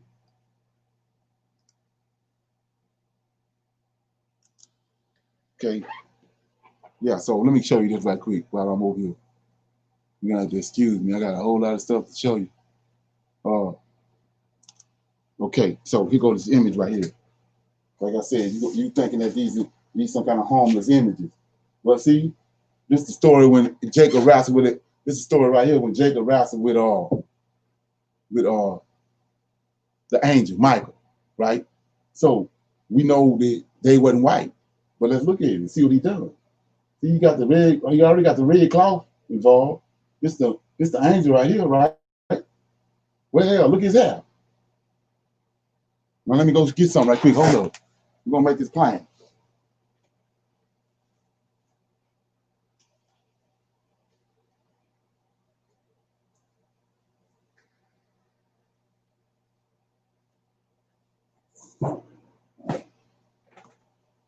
See this right here? Look at that. See, I just showed you that. See the hair? Now look what he did over here. You think this is coincidence? Look, this is Angel Michael right here. Look at that. And look at his hair. So all this stuff subliminal, but because you don't know what the hell going on, it's being injected in you, and you don't even know it. See the red on here? The little bow tie of red? Look at the red over here. So he's subliminally through trickery and propaganda and images. Hoodwinking you. That's why everybody thinking they the children of Israel. They superimposed it on you through witchcraft and all that. You sit there thinking that you can't tell you nothing otherwise. So, what I want you to understand is how wicked the hell these people is. So they got to hold our records. You think our records stay the same? Look at the stuff they're doing. You think their records stay the same? Well, when did they first get a hold of our records? I read in Ezekiel 35 that they wanted to possess two lands. They wanted to possess Egypt, the land of Egypt, and the land of Judea. Then once they possessed them, the bulk of them was in Egypt, Alexandria, Egypt. One of their forefathers, Alexandria, Zephno, ended up ruling over the Romans. And then his daddy took over after him, his son Philip. Then Philip, which is Alexander's father, took over after him. And he the one that conquered Egypt. And he died. Then his four generals took over from there. Then along come Antiochus Epiphanes. And he attacked Jerusalem. Just like it's prophesied in Daniel 9, 25, 26, and 27. So now they controlling Alexandria, Egypt, all of Egypt, and they controlling all of Judea. Now they want a copy of the Old Testament, the Tanakh, written in Greek. That's what brings in the book of, I revealed to you from the pseudepigrapha. Let me repeat that, the pseudepigrapha. So and he tell you in the letter of Aurelius that they took 6 Edomites, got you thinking they Jews, and they went and it got 6 from each tribe and and they went to Rome, built a big fancy table, and they copied the Septuagint. They copied the Old Testament and rewrote it into Greek. And from that book and from them, that translation is what brought about the Holy Roman Empire. That's what brought about the Council of Nicaea, because now they got a copy of our book in Greek, where they can rightly divide it. And they started concocting all these other the Latin version and all these books that we didn't got hold of, the King James version. All that come from the Septuagint, which is Greek. So, and the New Testament came from there. So the New Testament came from the Septuagint. So the New Testament was never written in Greek because it was concocted from the Septuagint, which was translated into translated Hebrew into Greek. Okay, so let's move a little further.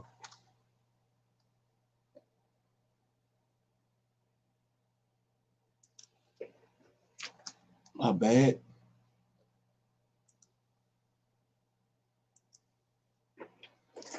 Okay.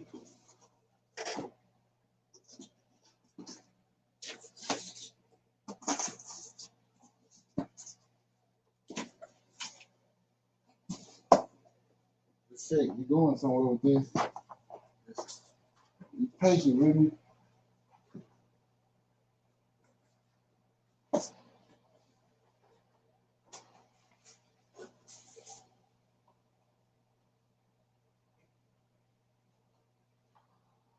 Yeah, so because they got hotel records, we're going because they got hotel records, then they started finagling and stuff. Like I showed you how they just showed them the angel Michael, you know, with red hair.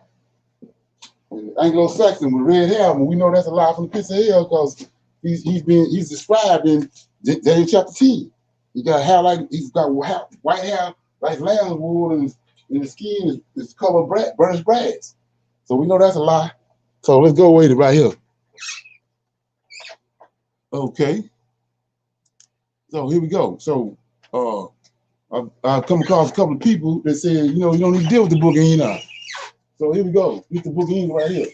So what did Enoch do? What is one of the good things the book of Enoch revealed? He tell you that he was taken up. See that? He was ascended. He ascended in heaven. Well, look over here. See? And I hope I hope those people watching this, because now this how they was able to do this.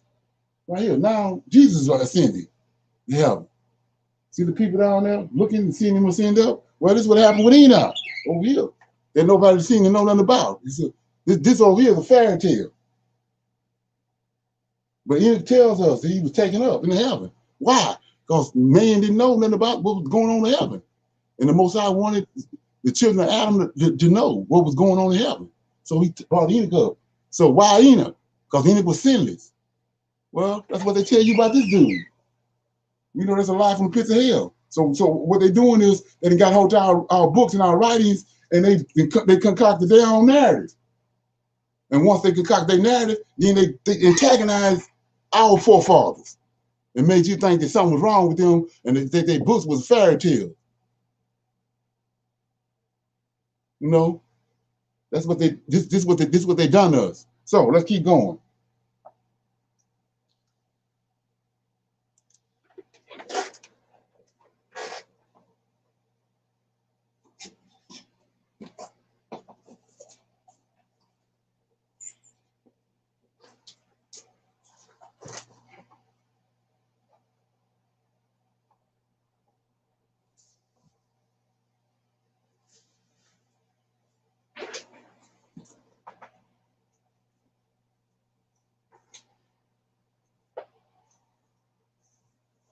So what y'all do is when y'all get tired of me getting this information out, let me know. I'll cut it off.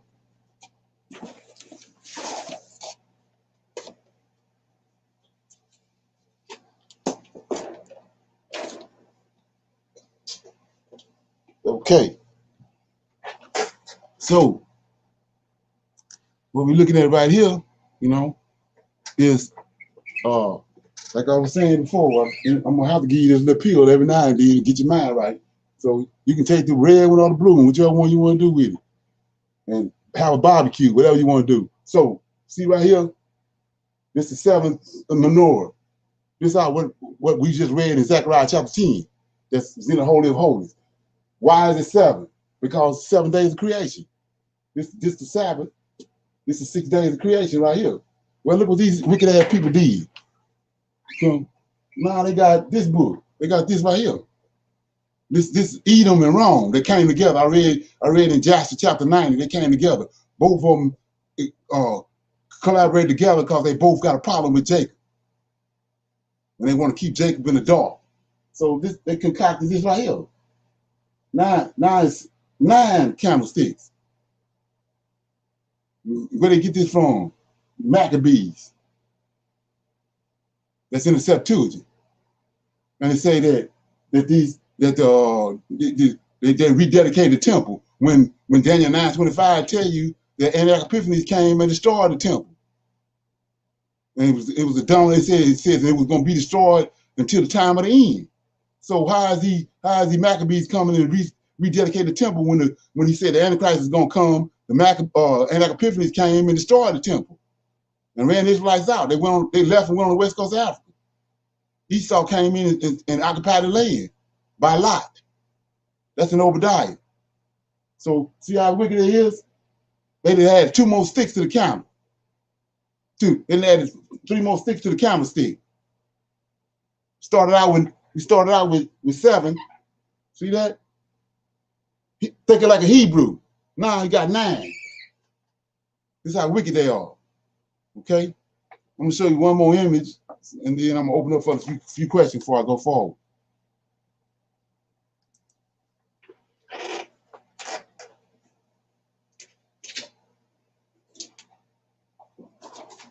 And notice now what all they did is write this down and say it. You know, you got to have the Spirit of the Most High to right divide what they're saying is lies or true. So,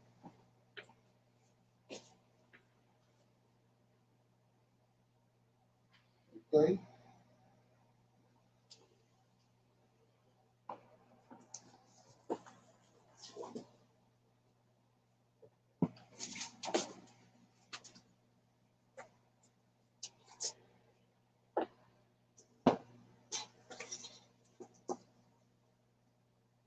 Okay. So here we go, right here. I'm just showing. All I'm doing is uncovering these lies. So here we go again with another lie. So over here is Herod Temple. This is where the so-called Jesus of Christ came to. Well, I just showed you that the Israelites gone. They're on the west coast of Africa. He go Zerubbabel Temple, right? Daniel 9:25. We ain't got nothing to do with Jesus Christ. It's the temple right here. The Messiah that came, the anointed one out of David's lineage, the righteous branch that you read over there in Jeremiah 23 in the Septuagint is Zerubbabel. Here he is. He built this temple. He came back and built it. Well, Antiochus Epiphanes came at the end of the 3rd beast and destroyed this temple. Then the Edomites stole the land, and Daniel 11 and verse 14 tells you the Edomites picked the vision up and built this temple right here. He said, got nothing to do with the Israelites. They're gone. They're on the west coast of Africa. So the whole land I just showed you, this area is called Edom. It's occupied by Edomites. That's why Herod built it, because he an Edomite. So here we go. We see all this. All the lies has been told. So you can't go. They tell you these Edomites and these Greeks and these Romans tell you that this temple is holy to the Lord. They ain't holy to the Lord. That's a lie from the pits of hell. That's why the Most High sent Vespasian and Titus and Vespasian and tore it down, just like he had prophesied in Malachi chapter 1. He said he was going to tear it down. Though they built it up after people tore it down and they built it up, he tore it down again. He had Titus and Vespasian tear it down and run them out. That's how they ended up over in Europe.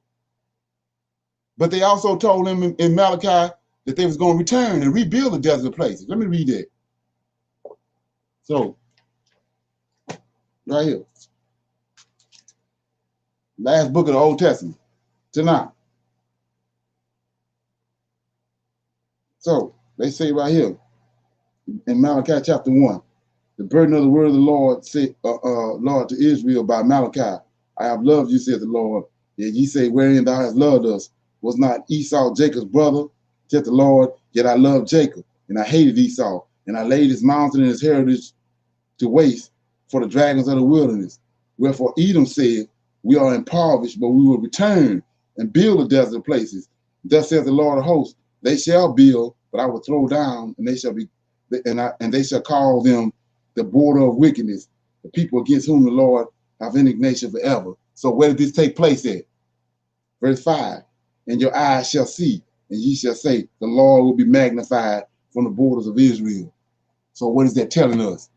He ran them out in 70 AD when he tore down Herod's temple, but they came back through a trickeration and money laundering and all that. They came back in 1948 through the Balfour Agreement.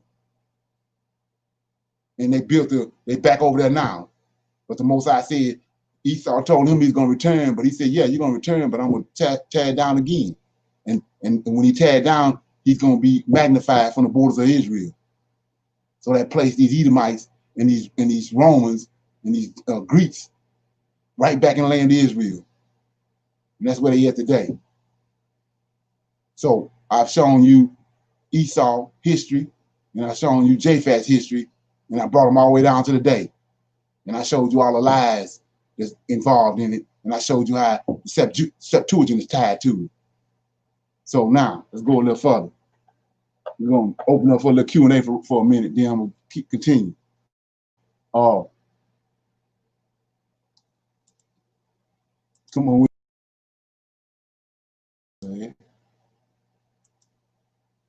Okay. Anybody got any questions so far?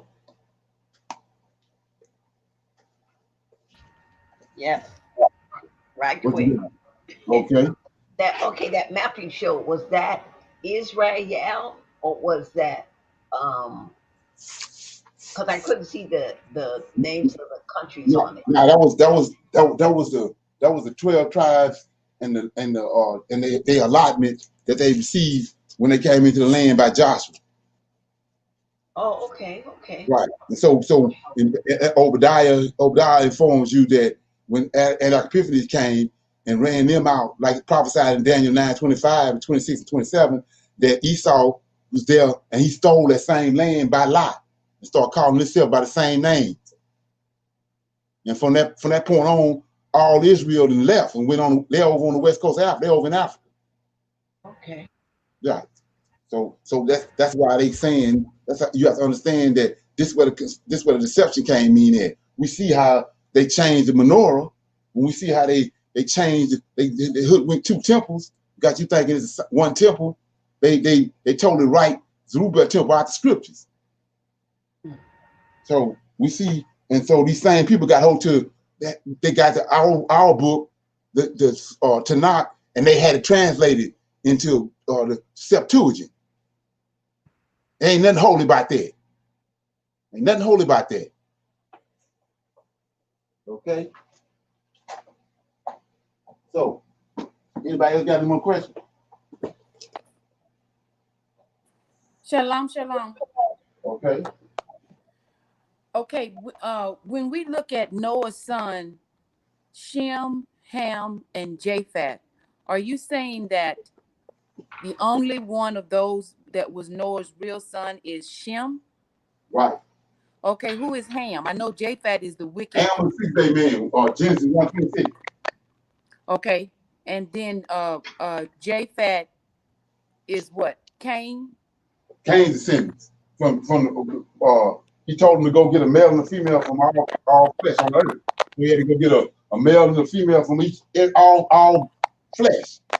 You can't leave the 6-day man out, the African, and you can't leave out Cain's descendants. He had to go get a male and female from each one of them. So that's who on the boat. That's the 4 men that's on the boat. Noah got a wife. Shem, his son, got a wife. Then the 6th man got a man and a wife. Cain's sons got a man and a wife. Okay. So out of them people, who the most wickedest out of those 4? Japhet. Okay, that's who slept with Noah's wife. Okay, and that that really connects the dots for me. When you showed us that Japhet's descendants or his four people were participating in orgies, and that's just their nature. They feel like they can take whatever. So that makes sense to me when we understand that Noah's nakedness is Noah's wife. Exactly. Right. Okay. Now you talked about that in the nation of Israel, the child's lineage is traced through the male. Right. What is the implication of the Holy Spirit overshadowing Mary and there not being a male? Is that part of Esau's having the lineage through the woman? No, that goes back to 16 crucified saviors they had before them. That you got only Adam's descendants. It says that the Most High breathes into Adam a living soul. Right? You see, these other men, Cain's lineage and Japhet and all them, they didn't come from the Most High. Let me read that right quick. He says right here in Genesis chapter 6, which is what Enoch explained to us. Just like I showed you, Enoch was ascended up into heaven, but they didn't took him out of the scriptures and took him and ran you away from his understanding. And now they're using that same story with Jason. The same way with his birth. It was Noah, a star. These wise men saw a star in the east when Abraham was born. So they didn't ran you away from the book of Jasher because they didn't put that same story on Jesus, a star in the east, and it symbolized his birth. But they stole that out of the book of Jasher from what happened with Abraham. Right. So I'm in Genesis chapter 6. To answer your other question, it says, it came to pass when men began to multiply on the face of the earth, and daughters were born unto them, that the sons of God saw that the daughters of men were fair, and they took them wives of all whom they chose. So there's an unholy union, just like when Lucifer slept with Eve in the garden. Cain was an unholy union. That's why he was rejected from coming up on the altar, because he ain't got nothing to do with Yahweh or his Lord of hosts or heaven, nothing to do with what the Most High creation. So he told him to get on about his business. So right here, in Genesis chapter 6, these giants came about from these angels sleeping with women. And look what he tells us in verse 3. And the Lord said, my spirit. What spirit is that? The one he put in Adam. He says, my spirit shall not always strive with man, for he also is flesh, yet his days shall be 120 years old. There were giants in the earth in those days. And also after that, when the sons of God came in unto the daughters of men, and they bore children unto them. And the same became mighty men, which men of old. So like I said before, how you gonna go all out of limb and deal with Genesis chapter 6, but you don't deal with Enoch? When Enoch breaks this down, Enoch go to another level and tell you what all that happened. He tell you how the giants came about. He give you the ins and outs, the inner workings of it. But you don't want to deal with this right here, meager, skewed understanding of the story. You want to deal with that, accept that. Okay? Right. Okay, my last question is you talked about the fact that the menorah for the nation of Israel has 7 candlesticks on it, and then the wicked right. What is the difference? I mean, the 7 stood for the 7 days of creation. Does it have anything to do with the 7 angels that are the eyes right. of the all Lord? that? Okay. All that. It's all tied together. So I'm glad you asked that, because like I said, you have to have the spirit of the Most High. You can't rely on go to a book and rely on it and say this is legitimate, because we see this wicked ass people is on the earth. that got hold to our records and changed and wrote it in Greek. So you go to, what was the question? The question was, what does the 7 candlesticks on the Israelite menorah stand for? Right. So now I'm over here. We know that the New Testament is a cut off of the cut. So if the Septuagint, if they wicked as hell and they wrote the Septuagint, then that's wicked. And then you get the New Testament off of that. It's double wicked. Right. So I'm over here. I'm gonna go over where all this wickedness is at, and I'm gonna get a golden nugget out of it. Come on. I'm in Revelations. The wickedest book out of all of them. Okay. But they love their revelations, though. Yeah. So, come on now. So I'm over here in chapter 4 of Revelation. You got it? So Enoch was taken up for a reason, which most people don't understand saying anything about it. So he was taking up, the reasons he was taking up to understand what's going on in heaven. But these wicked ass people here don't understand what's going on in heaven. They got to go to our books to get the understanding. So when they concocted the New Testament, they had to put JC up in heaven. So they had to go to our records to do it. So we're in chapter 4. After this, I looked, and behold, a door was opened in heaven, and the first voice which I heard was as a trumpet talking with me, which said, "Come up hither, and I will show thee things which must be hereafter." And immediately I was in the spirit, and behold, a throne was set in heaven, and one sat on the throne. And he that sat on the throne looked upon like jasper and a sardine stone, and there was a rainbow round about the throne in sight like unto an emerald. And round about the throne were 24 seats, and upon the seats were 24 elders sitting, clothed in white raiment, and they had on their heads crowns of gold. See that? So we don't see none of that in the when Enoch went up. We don't see no 24 elders, all that bull crap. We don't see none of that. But we do see this right here. 5. And out of the throne proceeded lightning and thundering and forces, and there were 7 lamps. See that? 7 lamps of fire burning before the throne, which are the 7 spirits of God.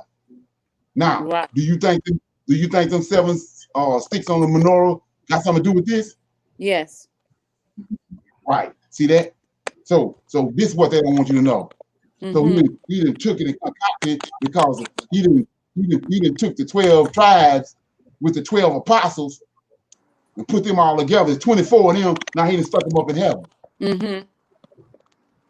Okay. But Enoch tells us in the beginning it was these 7 angels. There wasn't no 24 elders up there. Where the hell they come from? Right. And the language of this chapter 4 talking about this person being called up. I guess this is John the Revelator being called up to heaven and doors being opened. That's a lie. That's what happened to Enoch.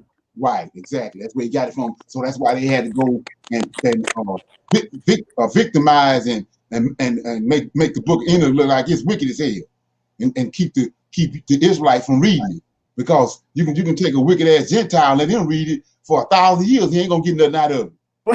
Right. You can't let no Israelite read it, because when he start reading it, then his DNA. Right. Vibrating. So he don't want you. You can read it, but he wants you to read it in a dumb sense of state, in a dumb state, believing that it ain't real. Right. That's why they have seminaries, so that they can reinforce their lies. And absolutely. Now, one last burning little section is when you say that the Lord of Hosts is going to do what he's going to do from the borders of Israel. That's telling us what? That he's gonna do it in Israel. It's gonna happen in the Middle East, in the Northeast Africa, in the land of Canaan, Zion. He's gonna be magnified from Zion. Well, where's these wicked ass Edomites at right now? They in Israel. Yeah. So when he judged them, is when we gonna realize who the Lord of Hosts is. Okay. You're gonna be magnified. So what he's telling you is, anybody out there that's listening, he's telling you these wicked ass Edomites at one time they was in the land of Israel. They returned in 1948, but they was there before. So any so-called scholar, go find out when they was there before that. Yeah. It was in 70. It was when they stole the land in 143 BC when Antiochus Epiphanes came, the Antichrist. Mm.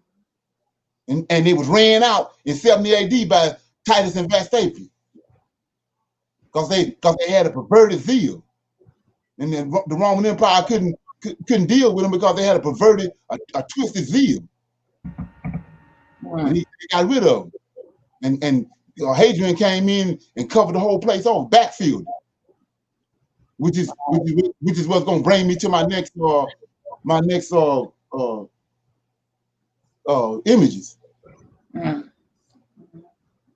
Okay, anybody else got anything? I was gonna say in Revelation 4, where you were just reading, they Right. also was taken out of Ezekiel too, talking about the throne. Out of Ezekiel, right? Right. Yeah, when the sapphire stone. Right. Yes. So you can't see none of that if you hadn't did the research. You won't see what these people do. They adamant about, they was all through our scriptures. Yes. Falsifying it and taking stuff and putting it over here and putting it over there. And so what the Most High promised us in Ezekiel, in Isaiah 44, 1-5, he's gonna raise up people that was gonna come back and undo it. Right. And so like I said, so when you see that, then you rejoice. Yes. You don't come against it.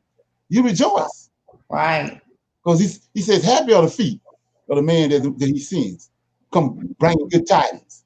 Mm-hmm. Yes. And look at that forefathers killed him. Okay? So let me go do this right quick. Okay?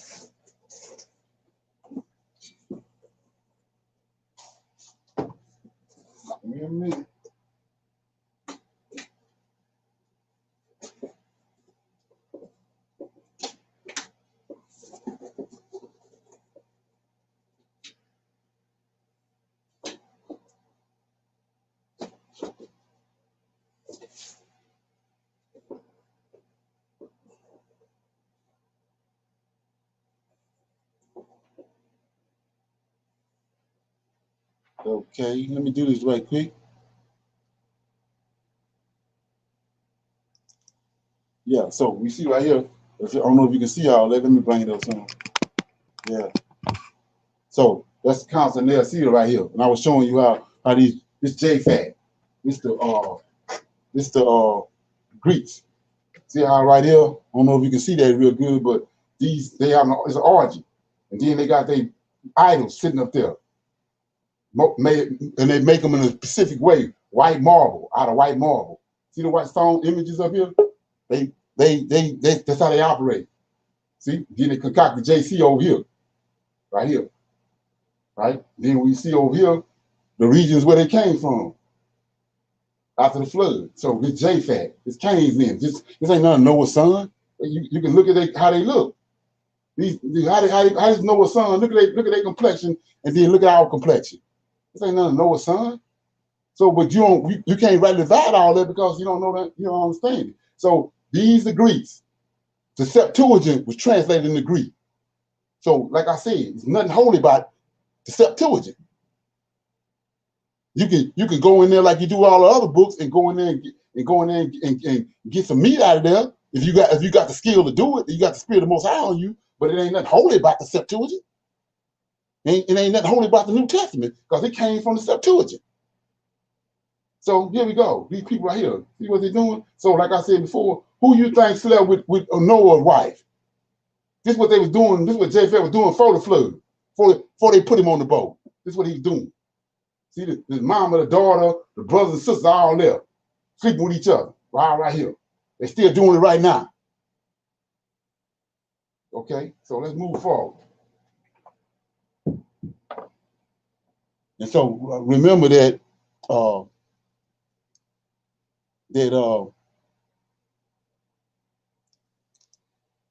remember that Esau and Japheth came together as Edom. That four beasts. Gotta keep remember that. So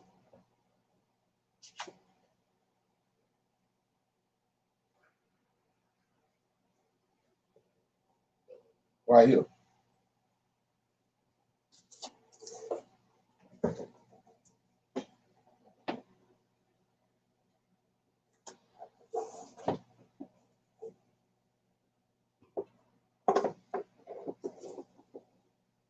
So, like I said before, when these two wicked ass people came together,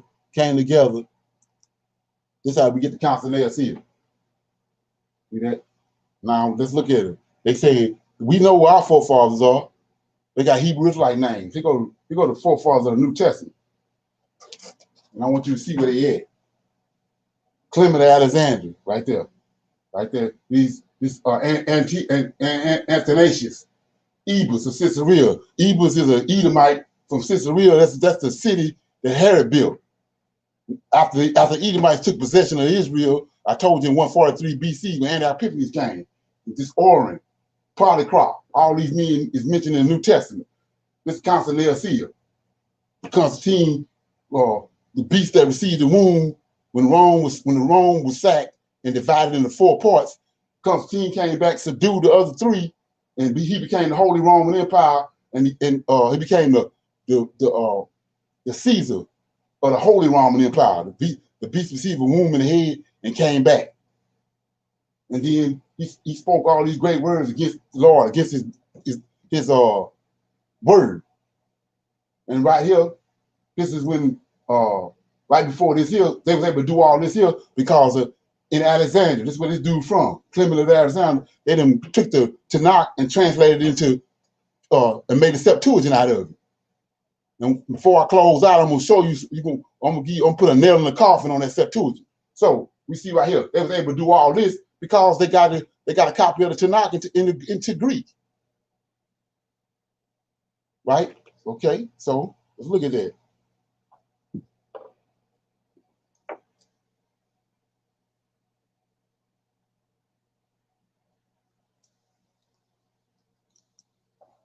Yeah, like I said, I hope this helps somebody because it's the only reason I'm doing it. So,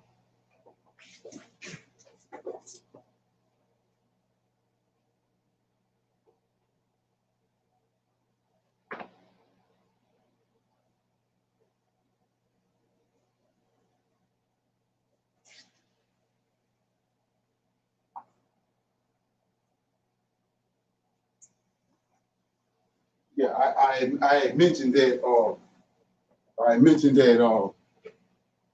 that Hadrian came in and they was having so much problems with these Edomite Jews because they was perverted. And so they kept on calling all these at Masada and all these places, them Edomite Jews. These ain't Israelites. So they was causing so much havoc in the Roman Empire that Hadrian came in. By the time he ascended the throne, he came in and they called it, they changed the name to Adrius, whatever that is, Capitolina, right? And then eventually he came in and backfilled. He brought 2 or 3 legions in there, and they backfilled the whole land of Israel and covered the whole area up. That the place over there where they at now, it was 2 Jerusalem. It was a Jebusite Jerusalem where David came in at, but you also had another Jerusalem over along the side of this mountain. Is where they at now, where Constantine and his mom and all them after they concocted everything at the council near Seal, they went over there and set up the area over there what you had now. What we go over there to see now, people visit now. So what I want to do right here, I want to show you a couple images right quick. So I told you that Hadrian backfilled the place. But here you go right here. This is what I mean by the spirit of the Most High. So this dude right here, about 10, 12 years ago, he went in with that understanding of what happened. He started getting different artifacts that was coming from a certain area in Jerusalem. They was getting these signets of our forefathers, their names, and they were getting these clay signets from different kings. They signet where they stamped something with, and it was coming from a particular area. It was coming over from down in where the real Jerusalem at, and down by the Nagag Desert. And if you notice, I'm gonna show you the whole area desolate, just like he told them was gonna happen in the abomination that make it desolate. And it was gonna be like that until he got ready to come back. So this guy went over there and checked that area out, and lo and behold, he found this right here. So let me show it to you. He found this right here.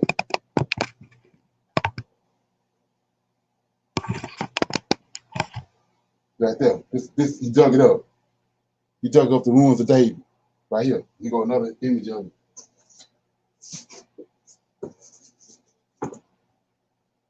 Right here. See that? There it is, right there. Sitting up there, right out in the open, there it is. Sitting up on the hill. Like it tells you in the scriptures. So the thing you have to understand about that, it's not a coincidence when you understand all this, that everything else you see going on. The Most High raising up brothers, breaking down the scriptures, bringing the Israelites back around, giving them the right, proper information. Here go another one. Excuse me. Here go another image. That's the tabernacle of David. So you say, why am I showing you this? Let me go on the scriptures right quick.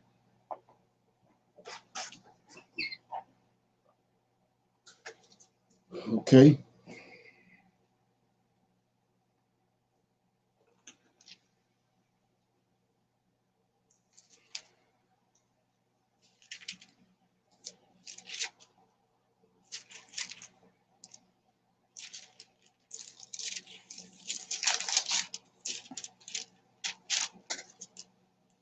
Okay.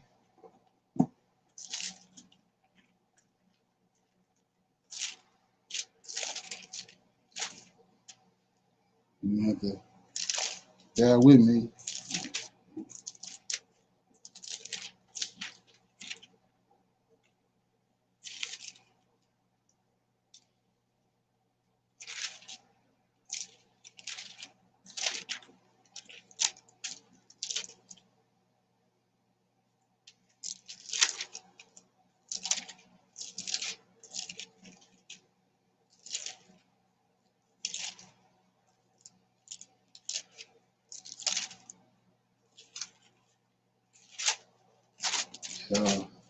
I'm trying to find it. If anybody know what that said? Where it says I'm gonna raise up. Here you go, right here. Here you go. I'm in Amos chapter 9, verse 11 says, "This is a future restoration of Israel."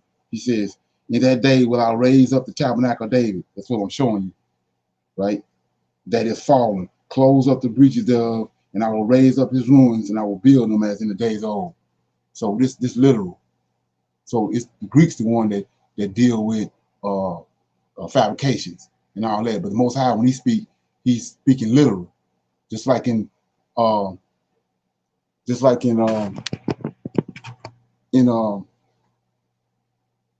he's telling us about the Ezekiel 37, when he's gonna raise up the Israel, the whole house of Israel, and it's gonna be an exceedingly great army. Well, the powers that be, because they listen to this Greek propaganda, they believe that that's not literal, but it's literal, because you got an army that's gonna come up against Israel in the last days in Ezekiel 38. The only way you combat an army is with another army. So that's the reason why he's raising up our forefathers. That's the promise he gave them before they passed. They knew that. There wasn't no such thing as no Jesus Christ, none of that. It wasn't even no Jesus hidden in the bush, no son. He got 7 angels he created in the very beginning, what Enoch tells us. And so right here, we looking at the prophecy right in front of our face. Right here, I'm showing you. They done dug up the tabernacle of David. See it sitting on the hill? You can dug it up. And so from this point right here, he says he's gonna close up the breaches thereof and raise it up as his ruins, and it will build it. He's gonna build it.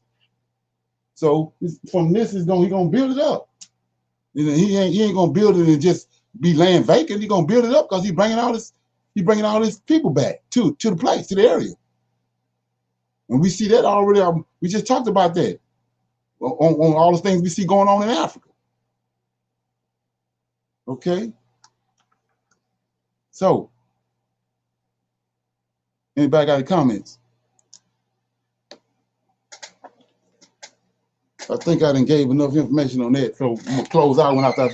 Anybody got any comments? Let me open it up. Hold up, my bad.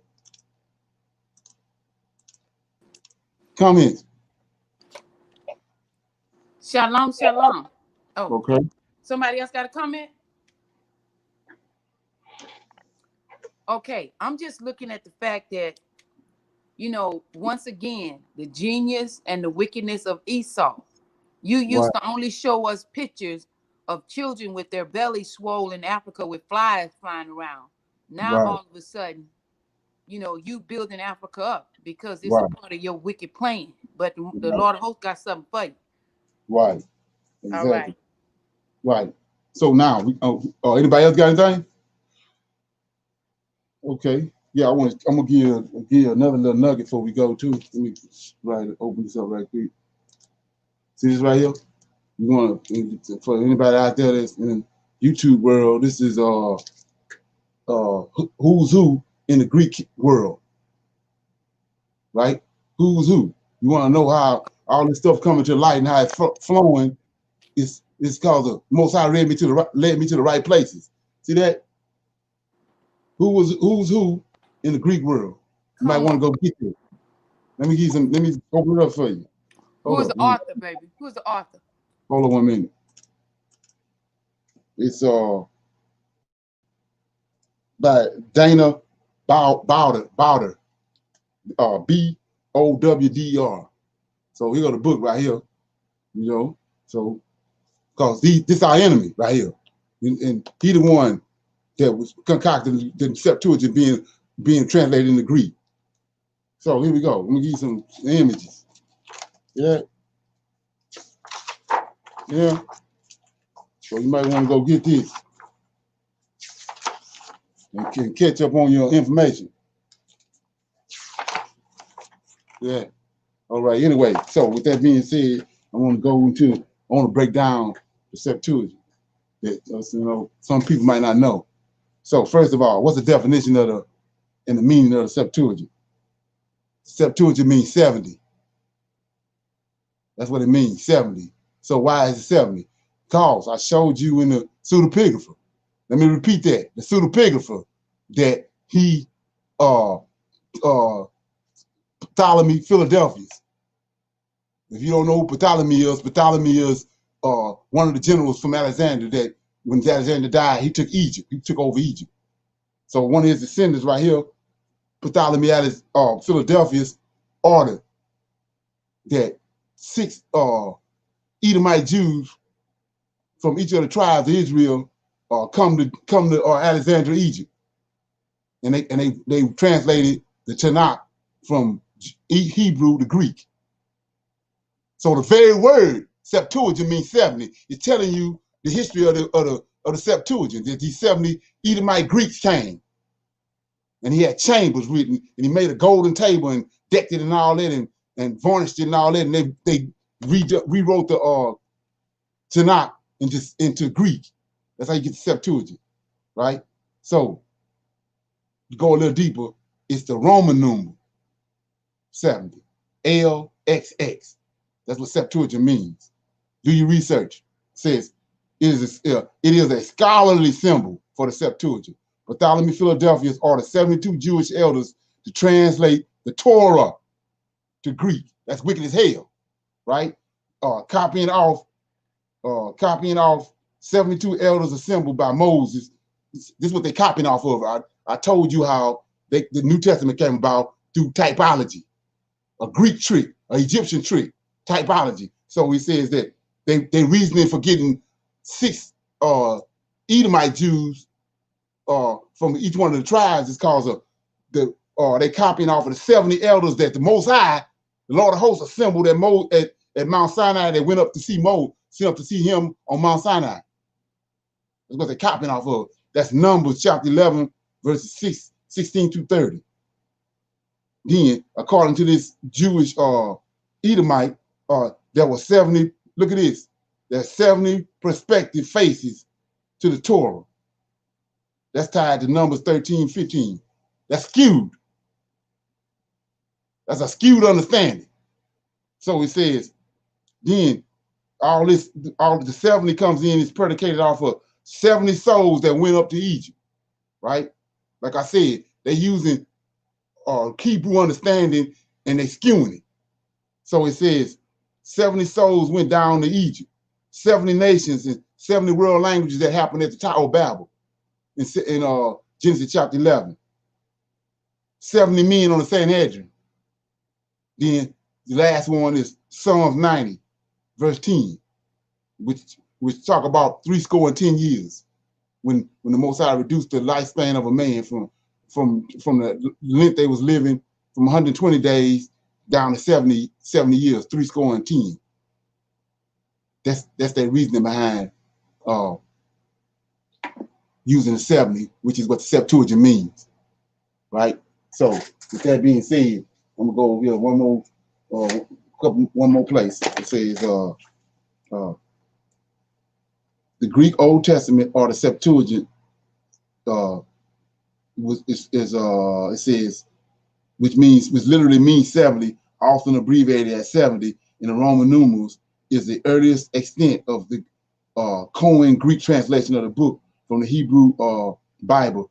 Various biblical apocryphals and Deuteronomical books. The first five books of the Hebrew Bible, known as the Torah or the Pentateuch, were translated in the mid 3rd century BC. They did not survive as original translations text, however, except as rare fragments. Remaining books of the Greek Old Testament are presumably translations of the 2nd century BC. Say the full title of the ancient Greeks says derived from the story recorded in the letter of Aurelius. This is what I gave you the other day. So, like I said, you can't look at the letter of Aurelius if you ain't got the pseudepigraphy. But these Greeks and Romans and hoodwinked everybody and got them running from this information to deal with it.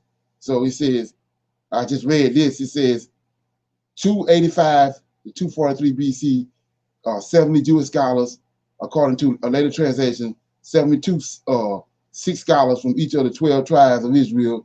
These the fake tribes. They stole the land in Obadiah. Says who independently produced identical translations. Right? So what's going on? Don't Cain got a Lamech? Don't Cain got a son called Enoch? Don't Cain have a son called Methuselah? He been copying from day one. The Most High is a creator and he the imitator. So it says the Egyptian papyrus from the period led most scholars to view a probable Aurelius dating of the translation of the Pentateuch to the 3rd century, whatever share the Ptolemaic court may have had in the translation, it is satisfied in a need felt by the Jewish community in whom the knowledge of the Hebrews were warning. So he's telling you point blank right here, Ptolemy was involved in it. Ptolemy is a Greek that came a Edomite Greek that took charge of Egypt at Alexander dying, when Alexander passed away. And just for a golden nugget, he killed Alexander because he wanted Alexander to go up against Israel, and Alexander wouldn't do it. So he killed Alexander. But they come back and tell you in history that Alexander died from poisoning, from alcohol poisoning. But because Alexander wouldn't submit to what they wanted to do, they killed him. Then they divided the kingdom up. I got one more thing to read on here, and then I'm gonna be through with this.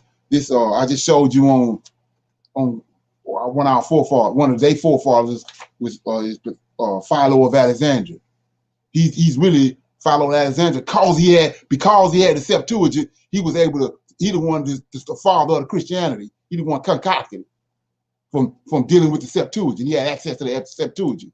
That's why they wanted to translate it. So it says, follower of Alexander who relied extensively on the Septuagint. I ain't say it. He telling you right here. He says, follower of Alexander who relied extensively on the Septuagint writes that the number of scholars were chosen by selecting 6 scholars from each of the 12 tribes of Israel. Look what he say though. According to a later rabbinic tradition, which considers the Greek translation as a distortion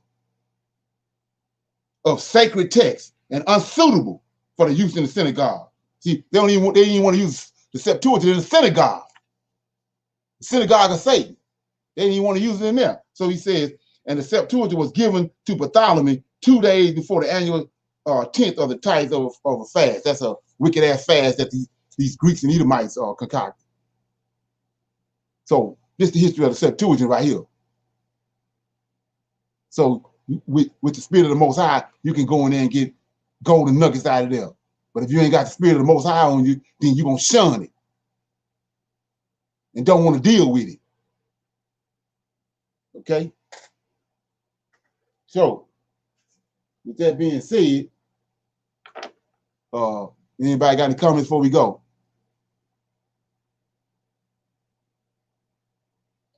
Let me open this up. My bad. Anybody got any comments? Shalom, shalom. Okay. When you say that the translation of the Old Testament Tanakh into the Septuagint was done by 70 Edomites and it was copied from Moses, can you say a little bit about the Moses thing? No. They reasoning. Like I said, Yahweh and the Lord of hosts and all them, they the creators. And so, but Esau and Cain's descendants are imitators because they following Lucifer's lead. So they reasoning for using going and getting 72 men was because of when they went on Mount Sinai. It was 72 men that went up on Mount Sinai with Moses. Okay. So that was original. They came with a duplication, copying, imitating. So that's their reason to saying that it's legitimate because they had 72 men that they got that translated. So that makes the translation holy. But Okay. that's a lot to hell. And all of those other examples was just reasoning by their wicked mind. By their wicked mind of our truths. Yeah, so the 70 world languages, the Sanhedrin. Right. Okay, they just philosophizing and reasoning with their own mind. Okay. Right, exactly. Right. Okay. And so when you see, when the Israelites see that without no understanding, he gonna assume that that's good, but it ain't good because we see that they showing us JC ascended up in heaven when he ain't go no damn well. It was Enoch who was ascended up in heaven. He ain't going. All they doing is writing down what they got out of the book of Enoch. Exactly. And Leonard, the Septuagint, I'm sorry, the Old Testament Tanakh was translated into Greek when the Greeks was in charge and Greek was the common language. Right. You know, so they, you know what I'm saying, they could do what they want to do because they was in charge. Right. But now they got something in their language. Now they can skew it. Yes. So that was the whole purpose of it. So now all this garbage that we're dealing with today, it came about when they got the copy of the Septuagint. Right. And they went that's what brought about the Council of Nicaea. And one last thing, when I hear the first time I heard you say that they took 6 scribes from each tribe, I'm thinking that it was from the original tribes of the nation of Israel. No. That's what I'm saying about when the Most High, he'd already promised he's gonna send saviors with an S on it. They're gonna raise their spirit. So it ain't the book you in. It's the Spirit of the Most High that's on you when you go deal with the book.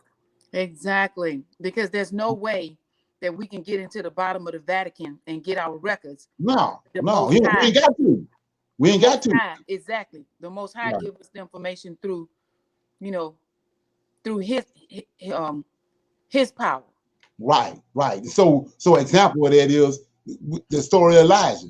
When the Syrian army was kept on trying to set up Israel, and the Most High Lord of hosts kept coming telling Elijah what they was doing. And then the Lord of hosts of the Syrian army say, "Now we got a de facto. We got somebody up in our camp that's you know Exactly. going back telling Israelites what they're doing because they're always 2 steps ahead of us. Not Yes. understanding it's the Lord of hosts coming over there. He telling Elijah what to do. Yes. The same thing with this here. Yes. Ain't nothing new under the sun. Yes. How in the world I'm able to do this? Now, like I said, long ago, 15, 20 years ago, you come across the Septuagint. What I'm reading today and what I'm revealing today, that truth was already at in. Exactly. All that's happening now is it's being brought to the forefront. Exactly. That's all it is. You know, it's no trying to debunk nobody or none of this. It's about we at the very cusp of being delivered. It's no time for no miscommunication or miscuing stuff. Right. You gotta Right. get it right. You gotta get it right. Yes. I just have one. You mentioned the word debunking, and I just had one little a couple of sentences I wanted to say about that. When the type of teacher that you are, we appreciate you, we love you, and we have learned to respect our Hebrew Israelite men. And so I just wanted to just say that I know that you welcome anyone to come on the line and ask you questions. But the last person that was asking you questions, and it may just be me, but I heard a little disrespect in the young lady's voice. And I just want to say that I'm not going to sit through another session where somebody comes on this line and tries to disrespect you when they don't have the knowledge, a drop in the bucket of the knowledge that the Most High have given you.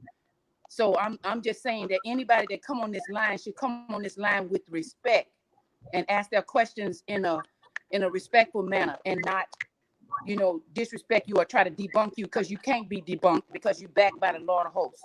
Yes. Hallelujah. Okay. Yeah. Okay. So anybody got anything else? We Okay. appreciate you, brother. We appreciate it. Okay.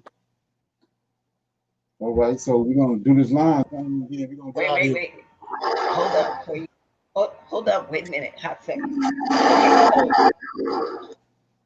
Can you Okay. hear me? Yeah. Okay, so how do we get other people to be able to come on the line now, since and we're still in new um this new line still, right? Well, we getting ready. We got 10 days left before we go back to the other one. Okay. So how do we, because I've been sharing and they want to hear, but I don't, how do we do it now since we're not on the phone anymore? I'm sorry. Zaire, are you talking about the link for Israel Wake Up? Yeah, so that they can join the class like we're in it right now. Oh, you mean backstage or through YouTube? Yeah, well, okay, so Jesus. They Okay, can go to Israel Wake Up on YouTube and view it like that, or they can be you can connect them with Messenger, and then they can get it like that, or either through Share the link, right. or you can share the link that is sent through text message that Gladys sends out. okay, got it. Okay, Yes, all right. ma'am. Yes, That'll ma'am. work. Yes. Okay, thank you very much for that. Yes, ma'am. You're welcome. Okay. So anybody have anything else? Okay.